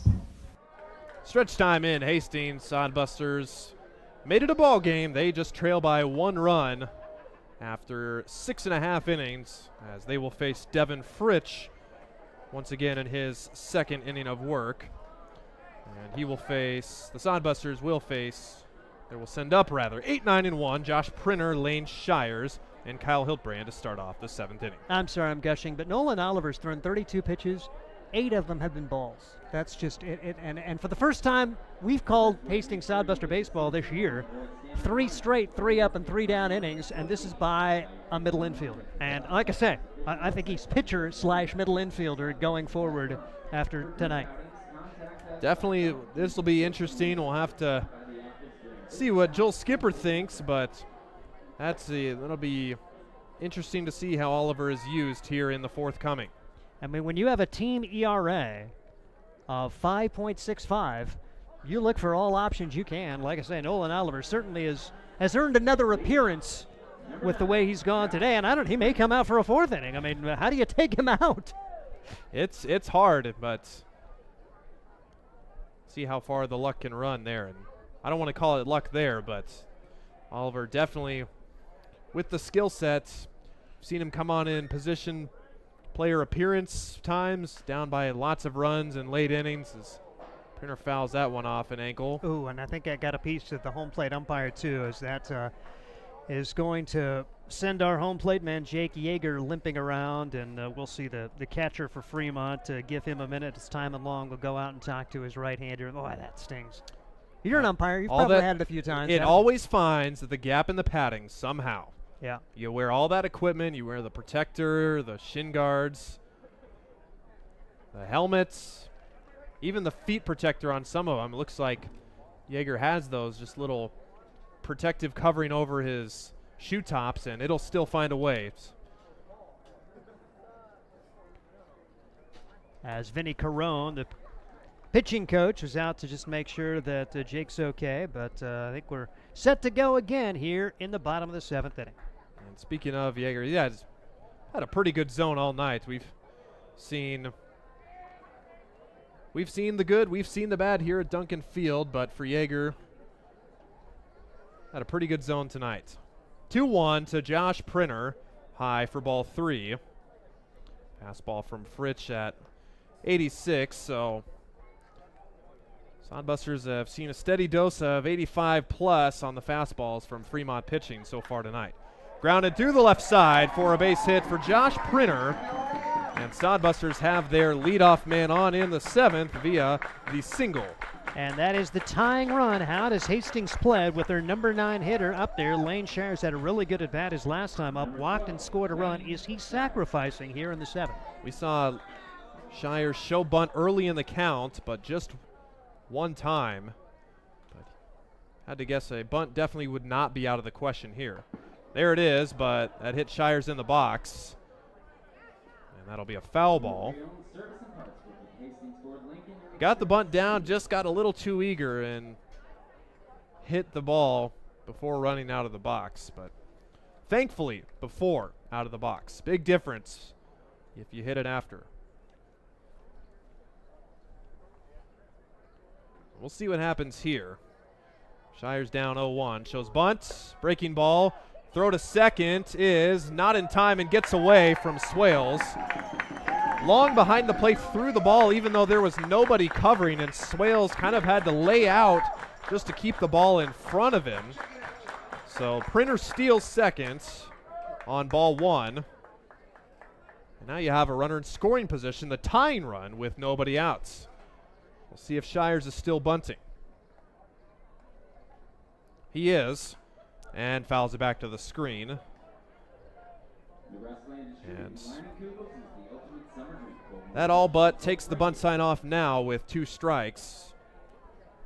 Shires has a bit of pop in the bat, but not as much as the other guys on the team. We'll see what he's doing with 2 strikes. 1-2 from Fritsch. Breaking ball up high for ball 2. 2-2 to Shires. Changes defensively for Fremont. It looks like they have a new third baseman. That's Tyler Hummel, number 11. Well, Hummel will be in the game for Henry Heyman. Ground ball to the right side. That'll get the runner over. Could be more. Shires race to the bag is in time. Ball gets away. Printer coming around. He will score. Shires advancing to second. The throw there is late. The infield single scores Printer as the Moo defense lets them down once again. That'll be their 3rd error of the game, and that ties up the game for Hastings. Yeah, the infield single from Shires moving Printer over to 3rd, but then the error as the first baseman threw it by the pitcher covering. And so we are all tied up, runner in scoring position, and there's still nobody out as the Sodbusters trying to take the lead. And they will call on Kyle Hiltbrand and the top of the order with nobody out to take the lead here in the 7th. Hiltbrand shows bunt, and he hit that twice in the box, so that's a foul ball. And another Sodbuster not able to get the bunt down and being a little too antsy hitting the ball twice in the box. That's just a foul ball. Game is tied. Lane Shire's not able to get the bunt down, but puts the ball in play and ends up scoring the 5th run. Bunt is on again, this time down, and that'll be a successful sacrifice as they throw on to first to retire Hildbrand. As Shires moves to third, and now you have the go-ahead run at third base with just 1 out. Good fundamental baseball there now, and you got a guy who's tied for first on the team and runs batted in, Cale Jensen. If he can be fundamentally sound, a fly ball to moderate outfield, and they get it tied. Speaking of the outfield, Henry Heyman actually stayed in the game. He is in right field. Hummel is in place of their leadoff man, Hobbs, in the batting order. Infield drawn in for Cale Jensen. So they moved Henry Heyman out to right. Hummel is playing third base for the Fremont Moo. And that will then take Christian Hobbs out of the game.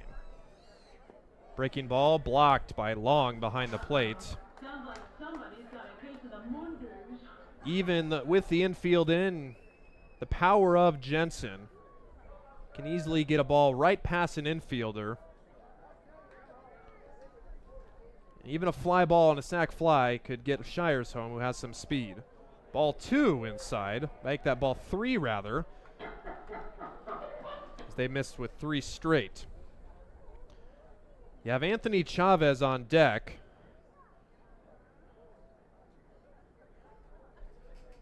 First the 3-0, and that's in there for a strike. Just kind of corner low and in, and the count goes to 3-1 to Jensen. Shires at third, representing the go-ahead run. Swing and a miss from Jensen. At that pitch at the top of the zone, it was a borderline pitch there. Jensen comes up empty.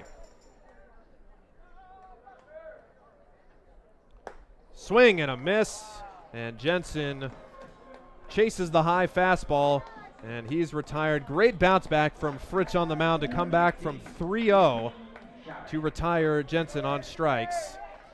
Jensen will not be happy with that, going after 2, probably high out of the zone, 84 miles an hour on that fastball. Last time up, Anthony Chavez picked his team up with a big 2-out hit, trying to do it again here and give the Sodbusters the lead.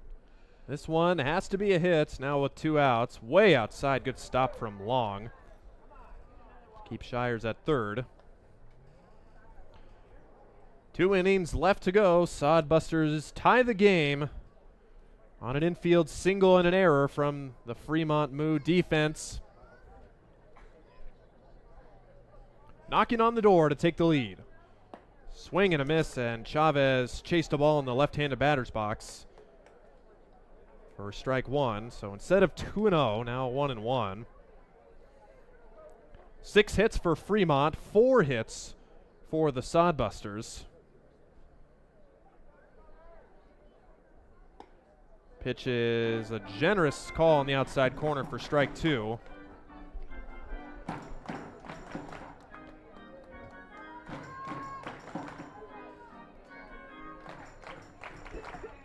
Got the call there. Now the count 1-2 to Chavez. And swings and misses at the breaking ball, low and away. And Chavez is retired on strikes. Great bounce back from Fritsch after allowing the tying run to score to strike out the next 2 batters in order. As Sodbusters have tied this game, we go to the 8th, tied at 5. Make your next pit stop at the Coach's Corner, a friendly staff and a deep lineup of snacks. You can find Coach's Corner in North Hastings on Osborne Drive East. More than just a gas station, Coach's Corner is the place to get delicious pizza made fresh for you and your family. Don't take our word for it. It's so good it'll be featured at selected Sodbuster home games this season. For a convenient and clean experience, be sure to check out the new convenience store in North Hastings, Coach's Corner. Are you tired of lousy internet and faceless customer service? It's time to experience local, honest, hassle-free, and exceptional. That's the Allo promise. We not only provide crazy fast fiber internet, crystal clear TV, and dependable phone service, but we choose to become a part of the communities we serve and love when everyone calls or stops by our store to say Allo. So don't settle for mediocre, settle for exceptional with Allo. Visit us at alofiber.com/local. Nolan Oliver on the mound there watching his family doing the dizzy bat race, has had a couple of casualties there on the way to home plate. But the only casualty so far is the Fremont Moo defense, allowing the tying run to score in the 7th inning. Fremont went quickly up 5-0 in the 4th inning. Sodbusters got one back in the 4th, tacked on 3 in the 5th, and scored the tying run last in the 7th. As we have a brand new ball game with 2 innings to go. Nolan Oliver, who has been electric so far, will face his 10th batter as he delivers strike 1, the breaking ball in. Oliver has pitched 3 innings, faced 9 batters, and retired them all. As there's a foul tip and got a piece of Wortman there. Quickly 0-2 to Timon Long. Long 0 for 3 on the day with a strikeout and 2 groundouts. 0-2, cracked to left field, but foul. Past the Sodbuster bullpen. A loud foul ball. Count remains 0-2.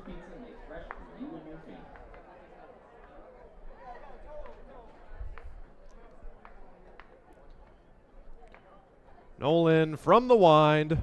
See you later. Strike 3. Breaking ball gets Long as he struck out for the 2nd time. And already the 4th strikeout for Oliver in 10 batters. And since Nolan had only 1 appearance this year, he's got all these pitches saved up. Can he come back and start tomorrow? Oliver is at 35 pitches now, so he will have to have at least tomorrow off, but love to see him later in the season. Got fisted. Jason Willers grounds to 3rd and gets the out there. Chavez throwing over to 1st.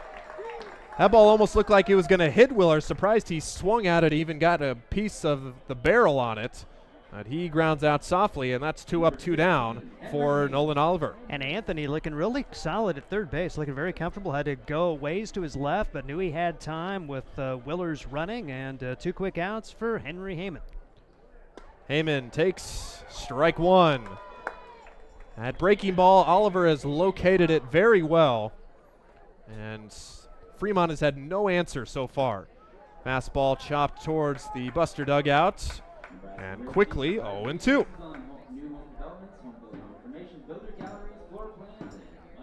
Let's get one more here and get the boys back to bat.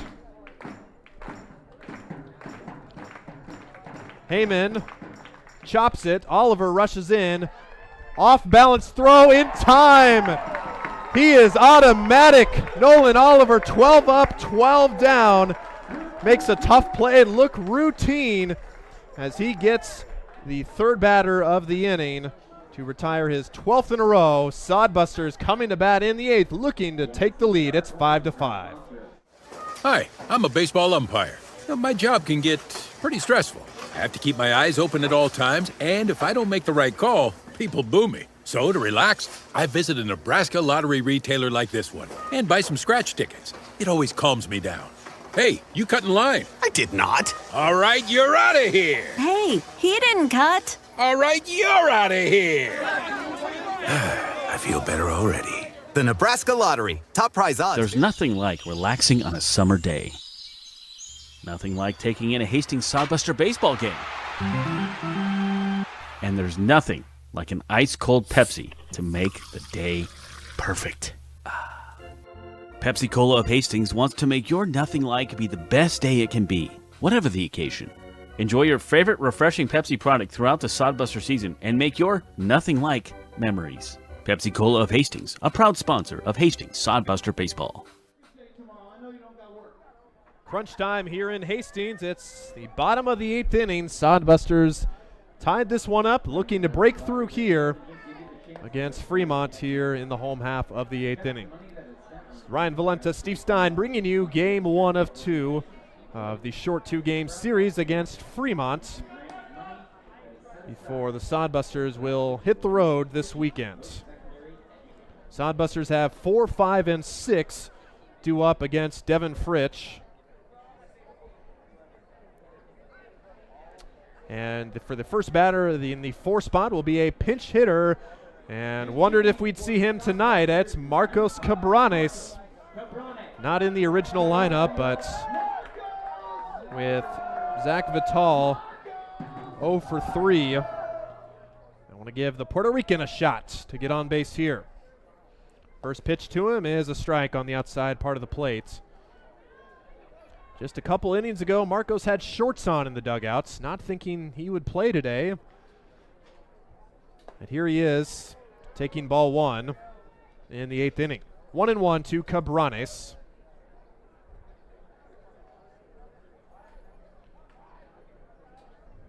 The 1-1 to him, chopped weakly. Marcos fell down, bobbled by the pitcher, but he will tag Cabranes down the first base line for the first out.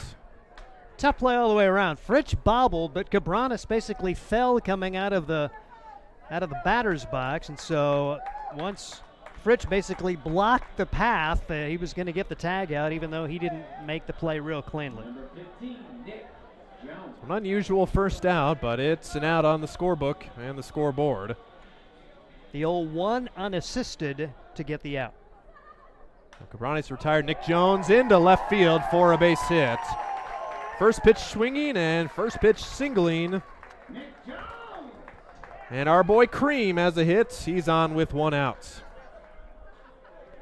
Sodbusters trying to get it going. Gaz doubled back in the 5th. You'd take another one now, but there is going to be a visit to the mound as we see their head coach, Ben Asher, come out to visit with Devin Fritsch. So Fritsch now with 38 pitches in his outing. Fremont bullpen quiet, so wondering how to play this here with, like you said, Landon Gaz coming up with the leadoff double in the 5th, but they will make a change here as Fritsch will come out of the game after recording just 1 out in the 8th inning with Sodbusters with the 1-out single. We'll have a pitching change here, and we will have the new pitcher for Fremont coming up. We'll be right back. Let's face it, we move our bodies around a lot. And sometimes things happen, a tweak, twist, pull, strain, ache, or pain. At Fisk Chiropractic and Sports Care, their goal is to restore your mobility, keep you moving, and ensure your rehabilitation is effective, efficient, and stress-free. Do you suffer from headaches and neck pain, lower back or sciatica? Call Fisk Chiropractic and Sports Care today. Start to discover wellness through chiropractic care. Fisk Chiropractic Sports Clinic.com. Start feeling better now. Hastings College has reimagined everything. As a sophomore, you'll spend part of a semester studying abroad, and they'll cover the cost. Recognizing it's a digital world and how you learn, they'll give you an iPad Pro and Apple Pencil, tools that'll help you engage, whether you're on campus or in Paris, plus internship opportunities and professors who mentor you. Hastings even provides books. At Hastings College, you'll go somewhere. Go to hastings.edu/discover for more. Bottom of the 8th inning, new pitcher for the Fremont Moo. Carson Yasa will relieve Devin Fritsch as he departs with 1 out in the 8th inning. Yasa, you can see all 6'7" of him towering over his infielders on the mound. An Arvada, Colorado native. And he is a Nebraska pitcher. He's a recruit. He was signed, committed to Nebraska in late 2022, but has not seen playing time with the Huskers quite yet. So Carson Yasa is the next batter, and we'll have to wait for Nick Jones to get back out to first base as he's in the dugout, and it'll be a pinch runner as Ty Matson comes out of the dugout, so I had to get him ready.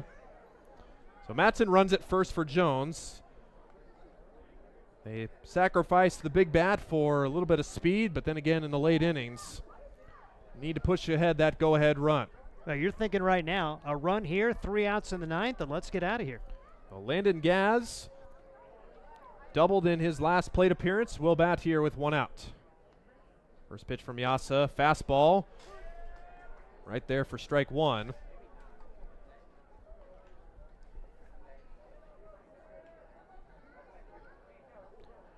Got Rusty Wortman and Josh Printer lurking. Pickoff throw gets away, and Matson will head to second.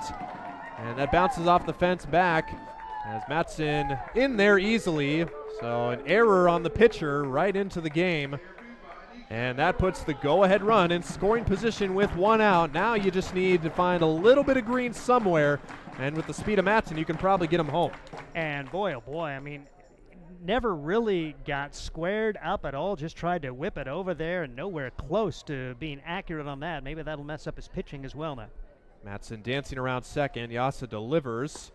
Fastball is a strike on the outside part of the plate for strike two. Or maybe not. That was pretty good, almost unhittable.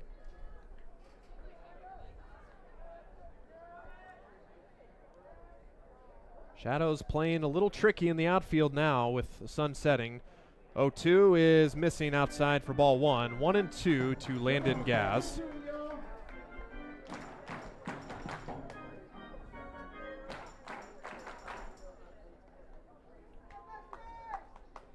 One-two again from Yasa. Gaz ready. And just outside for ball two is that curveballs just missed on the outside part of the plate a couple times. Gaz seen his first action against Fremont this year. He bats in a big spot. 2-2. Ball three downstairs. 93 miles an hour on the fastball from Yasa. I thought he could bring it when he came in and warmed up. I thought, oh my goodness. Can see why he's committed to a very good D1 school. But can he finish the job here in the eighth? 3-2. Called strike three right at the bottom of the zone, and Gaz knew it as he sheepishly walks back to the dugout. That pitch was right there according to our radar. And Gaz guessed, and he guessed wrong. He struck out for out number two. Find a way, Rusty. A little blooper somewhere. Sodbusters need one like this, and they're due for a little luck. Check swing. They check with the fielder, and he went. Well, the field umpire rings up Wortman. He kind of looks back and says, really? But it was the field umpire that rung him up, not the plate umpire. So 0-1 to Wortman. He's found himself in big situations. And they will keep Matson close at second with nobody covering. Well, Sodbuster fans are grumbling a little bit because Tim Stroman literally almost can't see home plate because he has to block the sun from where he's standing, but yet he was able to see Wortman apparently offer. You can see in the field, you probably can't see it on the screen, but Stroman's using that left hand to block the sun. It's in a perfect spot there. A 1-1 to Rusty Wortman. Long pause, Yasa delivers. Ball two inside, 2-1 to Wortman. Wortman hitless today. And a fly-out line-out, but reached and scored on a fielder's choice back in the fifth. 2-1, breaking ball, and that floats in there for a strike. That's a tough one to offer at, even though it's right there. That pitch is coming at your shoulders, even your eyes, and it drops in there. And after 93 miles an hour on the fastball, 79 miles an hour on that curve, yeah, that's a pretty tough combo to handle. So the 2-2 to Wortman in the dirt, blocked by Long, as Matson will have to stay put at second. So Yasa's misses have been not close enough for the Sodbusters to muster up a swing. 3-2 to Wortman with two outs. Big pitch for both sides right here. 3-2. Got him swinging. Yasa pulls the string, and Wortman swings over it for out number three. So the one-out single is left stranded at second base as the Sodbusters come up empty in the eighth inning. 3 outs for each side. We're tied at 5. We'll be right back. There's nothing like relaxing on a summer day. Nothing like taking in a Hastings Sodbuster baseball game. And there's nothing like an ice-cold Pepsi to make the day perfect. Pepsi Cola of Hastings wants to make your nothing like be the best day it can be, whatever the occasion. Enjoy your favorite refreshing Pepsi product throughout the Sodbuster season and make your nothing like memories. Pepsi Cola of Hastings, a proud sponsor of Hastings Sodbuster Baseball. Let's face it, we move our bodies around a lot. And sometimes things happen, a tweak, twist, pull, strain, ache, or pain. At Fisk Chiropractic and Sports Care, their goal is to restore your mobility, keep you moving, and ensure your rehabilitation is effective, efficient, and stress-free. Do you suffer from headaches and neck pain, lower back or sciatica? Call Fisk Chiropractic and Sports Care today. Start to discover wellness through chiropractic care. Fisk Chiropractic Sports Clinic.com. Start feeling better now.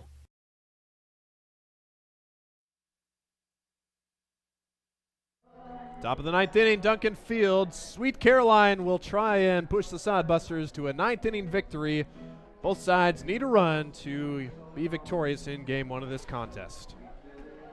As the Sodbusters will send Nolan Oliver out there again. 4 innings for Nolan Oliver, 39 pitches, 12 up, 12 down, 4 strikeouts. One of the best pitching performances for the Sodbusters this summer from the utility player, Nolan Oliver. But can he find a way to do it again? Working to 6, 7, and 8, Jansen, Kirchner, and Tablazon. As you know, Fremont's got to be thinking, we can get to this guy. Pitch is offered at for strike one. Tablazon thought he held up, or I should say, thought he held up, but it's actually Neil Jansen. Jansen thought he held up, did not. No balls and a strike, and this one right across the outside corner after the 93-mile-an-hour fastball from Yasa. Not 82, but it's at the perfect spot. 0-2 pitch, just a little bit outside. 1 ball and 2 strikes on Neil Jansen. Tell you what, Oliver has been, I mean, even his misses have been just by not that much. Like, if he's missing, it is right there. 1-2 pitch. That's taken a little bit high. 2 balls and 2 strikes. Get that first out here in the ninth. And the Sodbusters, you would think, and there is action behind him, because we heard Scott Galusha talking about after his first inning, thought he'd probably have a short lease. Well, he's gone all the way through it. How do you take him out when he hasn't allowed a base runner? Bouncing ball left side. Chavez retreats, has it now, throws to first. 1 hopper in time. Anthony Chavez continues to look stellar over at third. And 1 out here in the ninth inning for Andrew Kirchner. Oh, that's just a tough play and great play by Chavi over there by third. He had to step back there, and Jansen with some speed. Not going to make that throw too many times, but perfect play on both ends there. Sodbusters will try to retire Andrew Kirchner. Kirchner, first pitch swinging. It's off the glove of Gaz at first, and an infield single as Kirchner is able to line it off the glove of Gaz. And the first base runner against Nolan Oliver comes here in the ninth inning. And how will the Sodbusters play it with 8 and 9 coming up? Tablazon and Steck with 1 on and 1 out.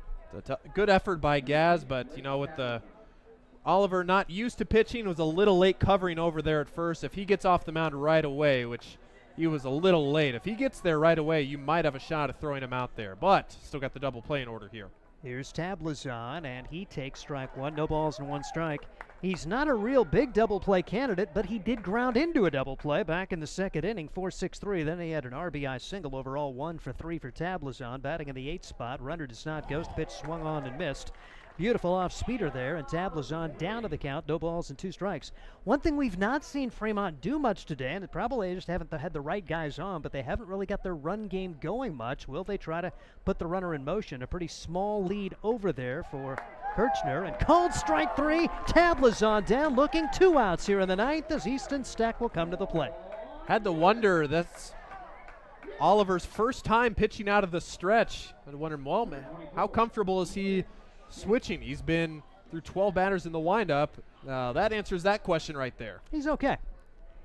And number 9 hitter, Steck, first pitch swinging and fouls it away. Easton Steck had a single back in the 4th, part of 6 straight to reach for Fremont, as they have been shut out since that inning when they put up 3 runs. 2 in the second, 3 in the fourth for the 5 Fremont runs. Sodbusters have battled back from a 5-0 deficit to tie. Had 2 great chances to take the lead, unable to do so. As the pitch is in the dirt, it's 1 ball and 1 strike. Really look back to the end of the 7th inning when they had a runner at third, only 1 out, and their 2 and 3 hitters struck out. Here's a hard hit ball to left field. That's a base hit. Jensen over to cut it off. There'll be runners at first and second now with 2 outs. And the top of the order coming up. And if you're Joel Skipper, what do you do now? Probably, well, the most solidly struck ball of the day for Fremont against Oliver. Do you allow Oliver to try to get out of it? And Sodbusters will have Shaw in the bullpen behind him. But right now, Nolan is going to get an opportunity to try to retire Tyler Hummel. Hummel came in the 7th inning and flew out to right field, and he takes strike 1. Huge spot in the game. Go-ahead run at second. Insurance run at first. 2 outs, top of the 9th of a 5-5 game, and Nolan Oliver with one of the better relief outings we've seen from the Sodbusters this season. Hard hit ball into right field, base hit. A run will score. As Hummel comes through, there will be runners at the corners, and Fremont has come back to grab the lead here in the 9th on the RBI single from Tyler Hummel. Not sure what happened with Gaz at first base, but he had that lined up. He actually fell. He was trying to go towards the ball or towards the base, and it went right past him, not able to retain his footing, possibly snare that, but yeah, that's just a tough break right there, as that was inches away from Gaz snagging that ball for out number 3. So 2 really tough plays. Remember the only other hit earlier in the inning, we had the first hit of the inning, I should say, was an infield single that was nearly turned into an out. First pitch is a ball, 1 ball and no strikes to Ben Swales. Now, like I say, you hate to see it come unraveled for Oliver, but 3 hits in the inning, 1 run has scored, and here's a pitch over for a strike. It's 1 ball and 1 strike on Ben Swales, who's staring at an 0 for 3 day so far. Grounded into a double play back in the 4th. He was hit by a pitch way back in inning number 1. 6-5, Fremont has regained the lead. The pitch inside, and 2 balls and a strike for a rare time today. Oliver is working from behind. 55 pitches thrown for Nolan Oliver, but has allowed the go-ahead run here in the 9th, trying to finish this 9th inning. Swing and a miss, 2-2 on Swales. Really, the most solidly hit ball of the inning was by number 9 hitter Easton Steck. Hummel with a fairly solid shot, but Gaz nearly turned that one into an out. 2-2 pitch from Nolan Oliver. Runner goes, the pitch taken high, ball 3, and now there's runners at second and third, and any hit to the outfield could score a pair for the Moo. So Hummel takes second base. Now second and third and 2 outs, and a 3-2 count on Ben Swales. Here's the pitch. Line drive, foul, out of play. It remains 3 balls and 2 strikes. Swales with outstanding speed. 27 for 30 in stolen bases this year. To put that in perspective, he has 27 steals. The Sodbusters have 37 as a team. 3-2 pitch.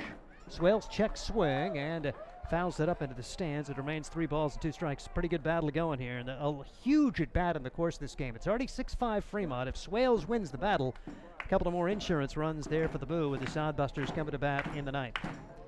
Nolan Oliver brings home the 3-2 delivery. Ball 4. And now you would think you'd have to go get Oliver. And he has done everything and more you could ask. And there will be a visit to the mound, and a pitching change will be made. It's 6-5 Fremont here in the 9th. We'll tell you about the new Sodbuster pitcher after this. It's Sodbuster Baseball. Core CPAs is your locally owned, full-service accounting firm. Our team of professionals have years of accounting experience and focus on building in-depth relationships with our clients. Our comprehensive and customized solutions are tailored to your specific needs. We pride ourselves in our commitment to integrity, objectivity, and professionalism. At Core CPAs, we provide tax services, payroll, bookkeeping, assurance and financial reporting, and much more. Visit our website at corecpas.us. Blue Fork Kitchen features elevated comfort food in a family-friendly, fast casual environment. With a full menu, you can sit down for a nice meal or order online for pickup. From salads and wraps to burgers and steaks, Blue Fork Kitchen has your kind of food. Open Tuesday through Thursday, 11 to 9 p.m., and Friday and Saturday, 11 to 10 p.m., with a special brunch buffet Sunday from 9 to 2 p.m. Blue Fork Kitchen is located in the Cimarron Plaza, 38th and Osborne Drive in Hastings. Like them on Facebook. This is Sodbuster Baseball. Hastings trails at 6-5, and the Sodbusters bring on their closer, trying to get out of trouble here, as Jacob Shaw 1-0 with a save, a 0.59 ERA. He's making his 11th appearance in 15 1/3. He's allowed 2 runs, just one of those earned. He's allowed 8 hits. He struck out 16 and walked 8. Did pick up the save yesterday in the win over Spearfish. Works an inning and a third. No runs, 1 hit allowed, and he comes in for Nolan Oliver, who would be the tough luck loser unless the Sodbusters can rally. Oliver, 4 2/3 innings, 1 run, 3 hits so far, 3 base runners his responsibility, 5 strikeouts, just issued his first walk. 61 pitches for Nolan Oliver in an amazing relief performance to give the Sodbusters a chance to come back. They did, but now it's 6-5 Fremont on top. And Shaw, good to see him out there for the Hastings Sodbusters. As Shaw, the right-hander, going to be battling it out against Timon Long.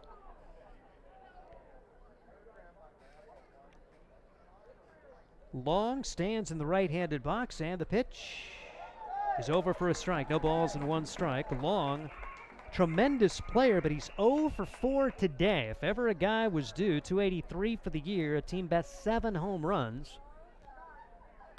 Pitch bounced foul, quickly 2 strikes, and Shaw trying to make quick work of Long and give the Sodbusters a crack in the bottom of the 9th, where they'll have 8, 9, and 1 coming up.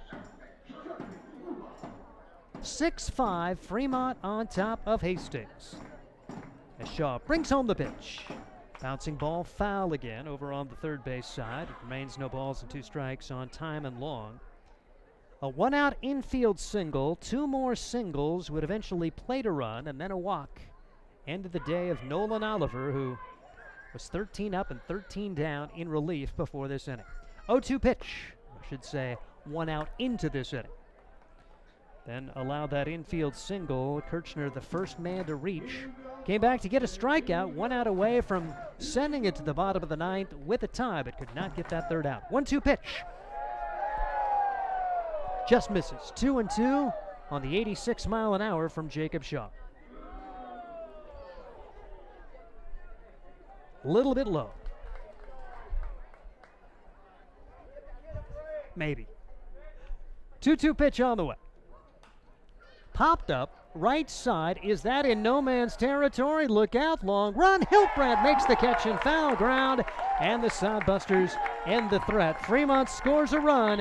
Hastings needs a run to tie, and 2 to win. The bottom of the 9th. This is Sodbuster Baseball. Hi, I'm a baseball umpire. My job can get pretty stressful. I have to keep my eyes open at all times, and if I don't make the right call, people boo me. So to relax, I visit a Nebraska lottery retailer like this one and buy some scratch tickets. It always calms me down.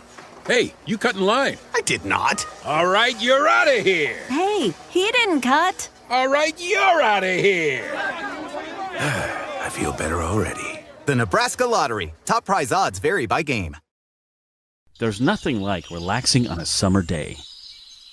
Nothing like taking in a Hastings Sodbuster baseball game. And there's nothing like an ice-cold Pepsi to make the day perfect. Pepsi Cola of Hastings wants to make your nothing like be the best day it can be, whatever the occasion. Enjoy your favorite refreshing Pepsi product throughout the Sodbuster season and make your nothing like memories. Pepsi Cola of Hastings. This is Sodbuster Baseball as the Hastings Sodbusters trying to find a way in the bottom of the 9th. Printer, Shires, and Hiltbrand against the right-hander. It's been outstanding for Carson Yasa. Yasa came in and he did commit a throwing error to allow a Sodbuster runner to get into scoring position, but then bore down and struck out back-to-back players with his outstanding stuff. 93 miles an hour on the fastball, upper 70s with his off speed. So going to be a big challenge here for the Sodbusters, but they're due. They're due for a walk-off win. See if they could find a way here in the bottom of the 9th after they gave up a run in the top half of the inning. An infield single, solid single from their number 9 hitter, and then a line shot that got by the first baseman for a single for Tyler Hummel to bring home the go-ahead run against Nolan Oliver, who had an outstanding relief outing but would be the losing pitcher unless the Sodbusters can rally late. And Josh Printer, he walked, stole a base, and scored the tying run back in the 7th. And Yasa atop the hill brings home the pitch. First pitch swinging, and Printer fouls it away. No balls, 1 strike on Printer on that 92-mile-an-hour fastball from the 6'7" right-hander. Shakes off the first side, brings home the 0-1 delivery. Another line drive, another foul ball, quickly 2 strikes. Now watch out for the off-speeder here if you're Josh Printer. Had to face the 90-mile-an-hour fastball of Kai Taylor to begin the game, did the Hastings Sodbusters, and Taylor was outstanding early, able to get through the first 10 batters without a base runner reaching, and called strike 3. Printer, 3 pitches, 3 strikes, he's out. 3 straight strikeouts for Yasa since coming into the game, and that'll bring up Lane Shires. I'll tell you what, if I'm Lane Shires, I see that third baseman about 5 steps behind the bag and think about laying one down against Yasa.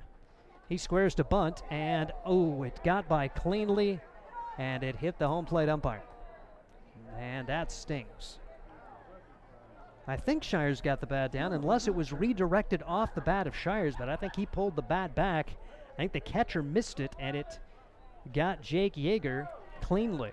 I didn't hear any contact besides the hand of Yeager. Yeah, Shires pulled it back, so they'll confer to see what the call is.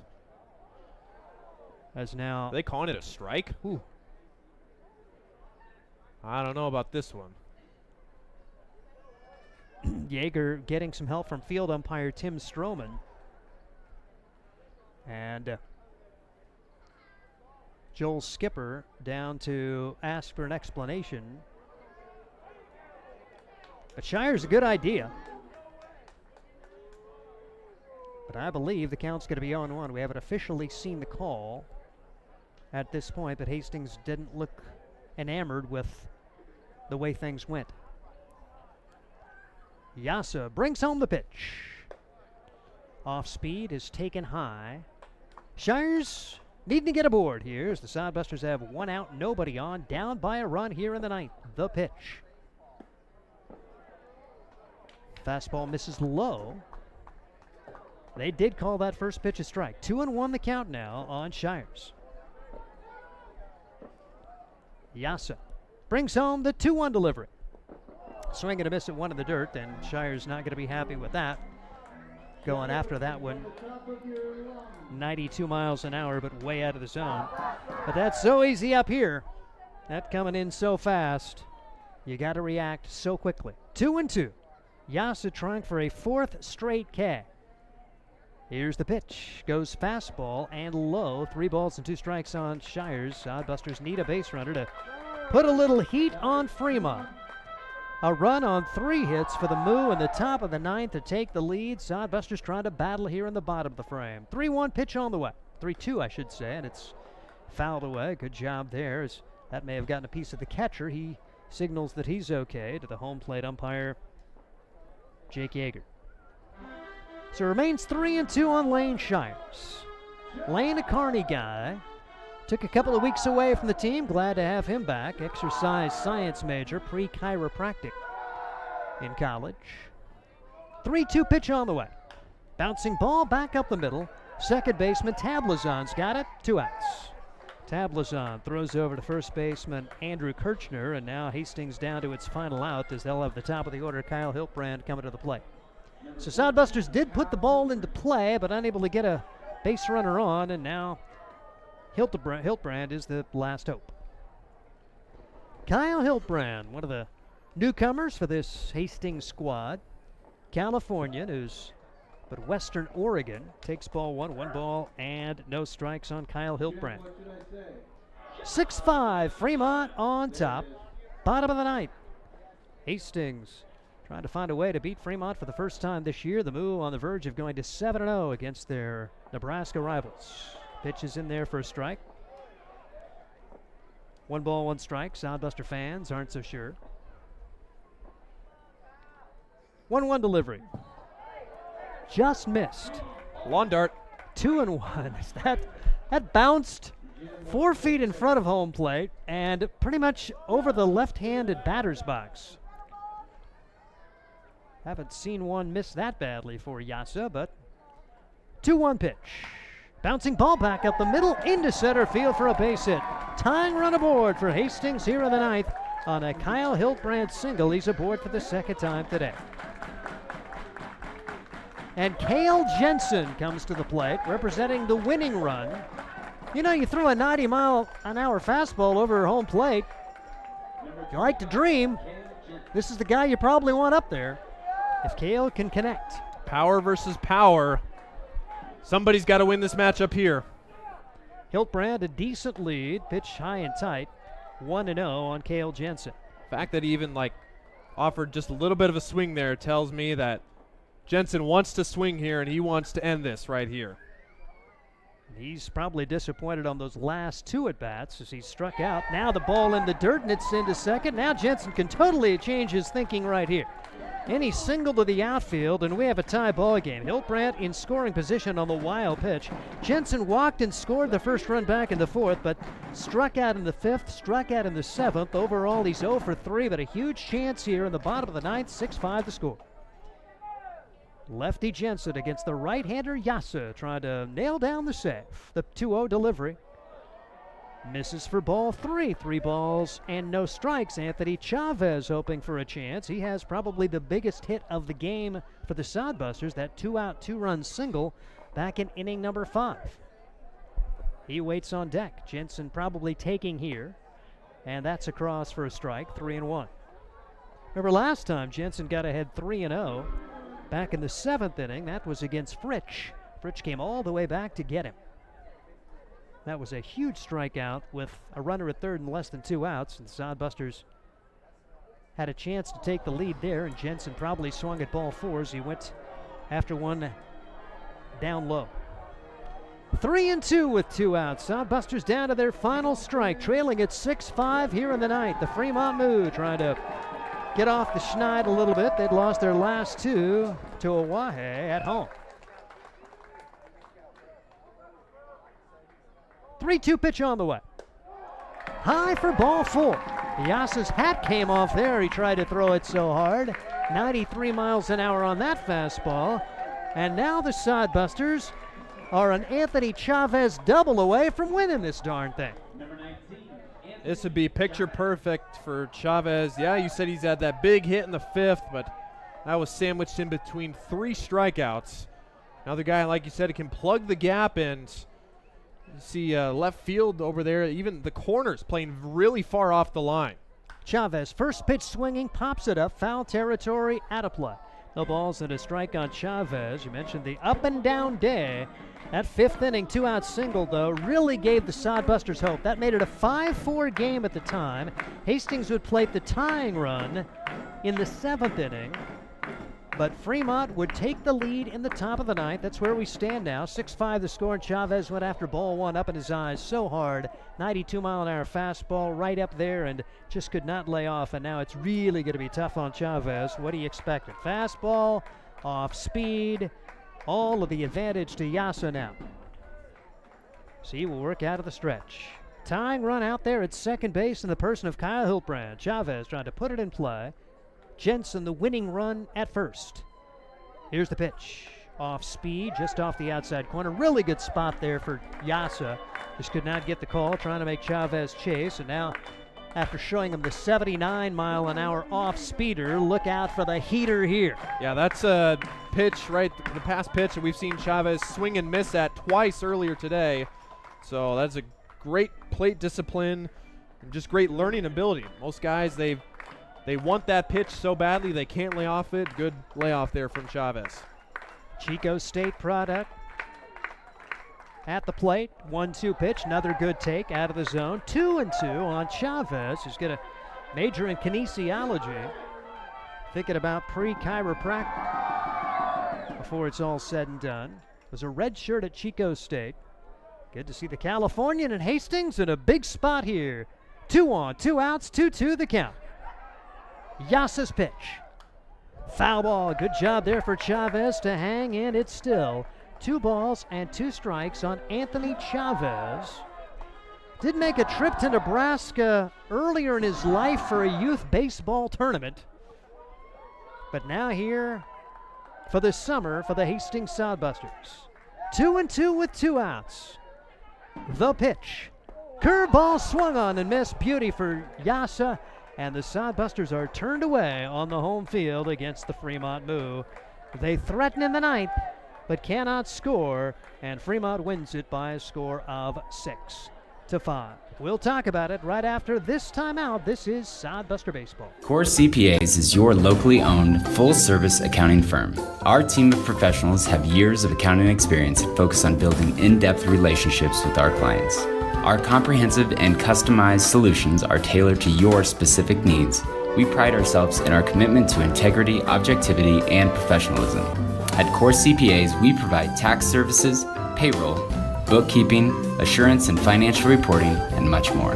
Visit our website at corecpas.us. Blue Fork Kitchen features elevated comfort food in a family-friendly, fast casual environment.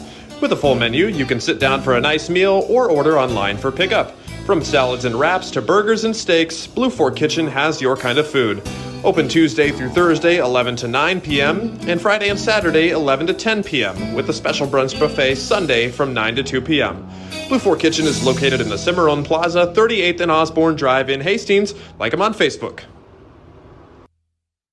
Sodbuster Baseball is sponsored by Jerry Spady Chevrolet GMC. It's one of the many ways Jerry and Greg Spady, along with their families and employees, have proudly embraced a passion for giving back to the community. The folks at Jerry Spady Chevrolet GMC realize the importance of enriching and improving the lives of their neighbors. They've accomplished this through philanthropy and active personal involvement. Featuring the top new and used inventory in the region and a certified service department, Jerry Spady Chevrolet GMC, 2750 Osborne Drive East in Hastings, or at spady.com.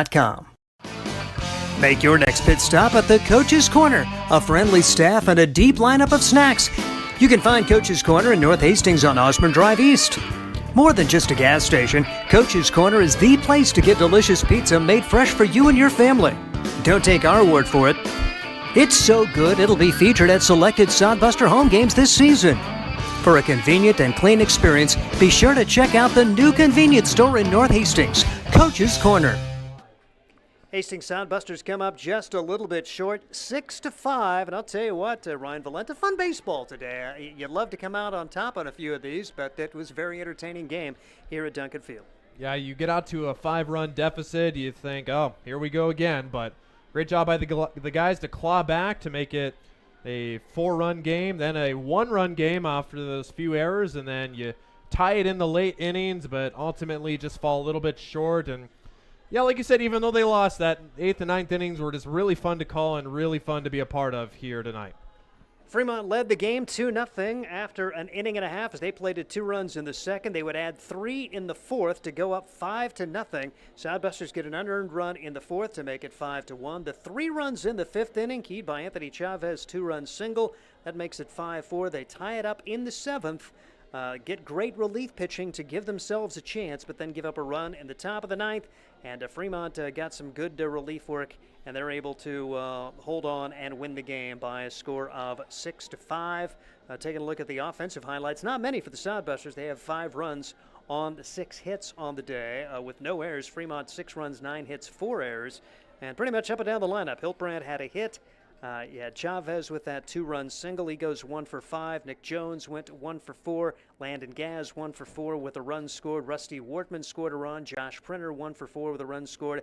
And Lane Shires in that number 9 spot, 1 for 3, an RBI and a run scored for the Hastings Sodbusters. As far as pitching, you had Luke Wenzel get the start, but boy, the relief outing for Nolan Oliver, one of the stories today, as we are going to get the perspective of one of the assistant coaches for the Hastings Sodbusters. Vinny Carone has come up and joined us. Your initial impressions after this one? Tough loss, but they competed. That's something we've been talking about recently is no matter how we play, no matter what the opponent is, no matter what the scoreboard says, we're going to compete for 9 innings. And we showed that Sunday, and we showed that today, which is reassuring. And then just Nolan Oliver, just shoving for 4 or 5 innings. Maybe should have taken him out a batter earlier and gone to Shaw, which has been our stud all year. So it's kind of on the coaches for that one. But he just competed and brought a lot of energy to the dugout, and I think we needed that spark on a day where we didn't have a lot of pitchers available. Yeah, talk to us, Vinny, about that decision. You know, Oliver gets the first out, allows a single, and gets that second out, but you have runners at first and third, and you have your closer ready. What was the decision to leave him in the game there? So Shaw's a little bit tired. His lat was a little bit sore, so we didn't want to use him if we didn't have to use him, and Oliver had been so good. And he probably gets a line drive out, and there's a play on, and the ball kind of gets through, which is tough luck. So just a tough call. It's hard to be right 100% of the time, and you look good if you can save Shaw today and use him tomorrow. But obviously, if we don't get out of it, then it looks bad. But it's the decision we made. Unfortunately, it didn't go the way we wanted to. But it really came down to just not wanting to have to use Shaw today if we didn't need to. And Oliver just pitching well. Like, he was getting guys out consistently. It was kind of like a seeing eye single a couple times. And so I didn't really feel like he was getting hit hard yet, which is usually the telltale sign you need to take somebody out. You bring him in the 5th. You're down 5-0 at the time, maybe 5-1. But what were you expecting? You're thinking, okay, let's get an inning or 2 out of him. I mean, what were your expectations as he kept throwing up the zeros? I knew he would throw strikes. He's an infielder. He's got a good arm. So generally those guys throw strikes well. I didn't expect the curveball to be as good as it was. But the thing that really just stands out, and every pitcher should learn from this, is he was working fast the whole time, which puts pressure on hitters.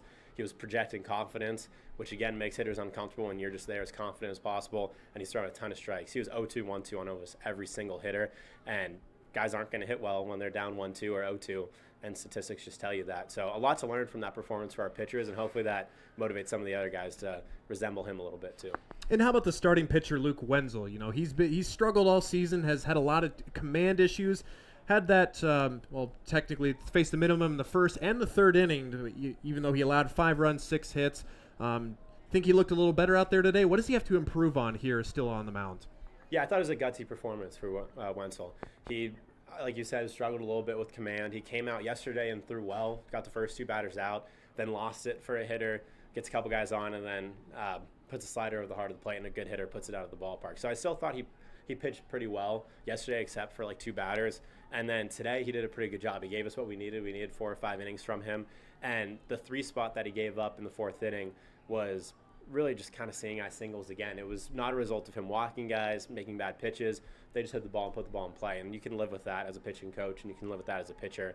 But again, I think Oliver is a great example doing what he does, working fast, getting ahead of guys, projecting that confidence. I think that's something that he can continue to build on. But I thought it was a gutsy performance for him. He hasn't been feeling 100%, but he went out there and gave us an effort that we can win a ball game with. And you mentioned gutsy. The innings where he did give up the runs, could have given up a lot more. The 2 runs and the 3-run innings, he was able to get a strikeout, he was able to get a double play. Talk about the way he competed when it really could have melted down either one of those innings. Yeah, and I think that's a good example, too, of where we've grown. I think a lot of our pitchers in those situations have gotten a little flustered and made mistakes and walked a guy or hit a guy, but after he made that mistake, he would hunker down and be gutsy and compete, and he'd execute a pitch or 2 and then get a ground ball double play. And like you said, it could have been a lot bigger innings, but because he stayed composed, he kept his composure, and just trusted his stuff, he was able to get ground balls, and our defense made good plays today behind him to get us out of those innings. And with Wenzel and Oliver doing what they did today, how does this set you for the rest of the week? Did that kind of now maybe get you back to plan A heading into tomorrow? Definitely. That helps our relievers a lot. Casella threw back-to-back days, so now we have him available tomorrow. We didn't have to use him. Tex has been a little tired. He threw 50, 60 pitches on Friday or Saturday, so he's a little fresher as well. And Shaw only had to throw like 5 or 6 pitches there, so he's going to be a little fresher, although he threw in the bullpen. There's more pitches than we see just on the mound. So that really sets up our bullpen for tomorrow, and we have starters who will be able to eat up a little bit more innings. So that's big for us to get that out of those 2, because we are looking at a tough situation tomorrow, too, if we don't get that performance. Vinny Carone, the pitching coach for the Hastings Sodbusters. We appreciate him joining us. Any final comments? Got him tomorrow. It's going to be fireworks tomorrow. We know what we got to do tomorrow, and for the 4th, we'll tend to bring an explosive performance, I can predict, for the Sodbuster offense tomorrow. And it will be a 4 o'clock start time if you want to come out. We'll be on the air at about 3:40 tomorrow for our broadcast. We appreciate the work of Mason Hendricks. For Ryan Valente, final score once again from Duncan Field. It was Fremont 6, Hastings 5. I'm Steve Stein. This is Sodbuster Baseball. Catch the spirit of the game. The Hastings Sodbusters. Get the ultimate fan experience at a Hastings Sodbuster game this summer. Enjoy high-level collegiate summer wood bat baseball at the beautiful and historic Duncan Field in Hastings. Baseball and a whole lot more. Affordable family fun. That's what the Sodbusters and the Independence League are all about. Sodbuster Baseball. It's your team.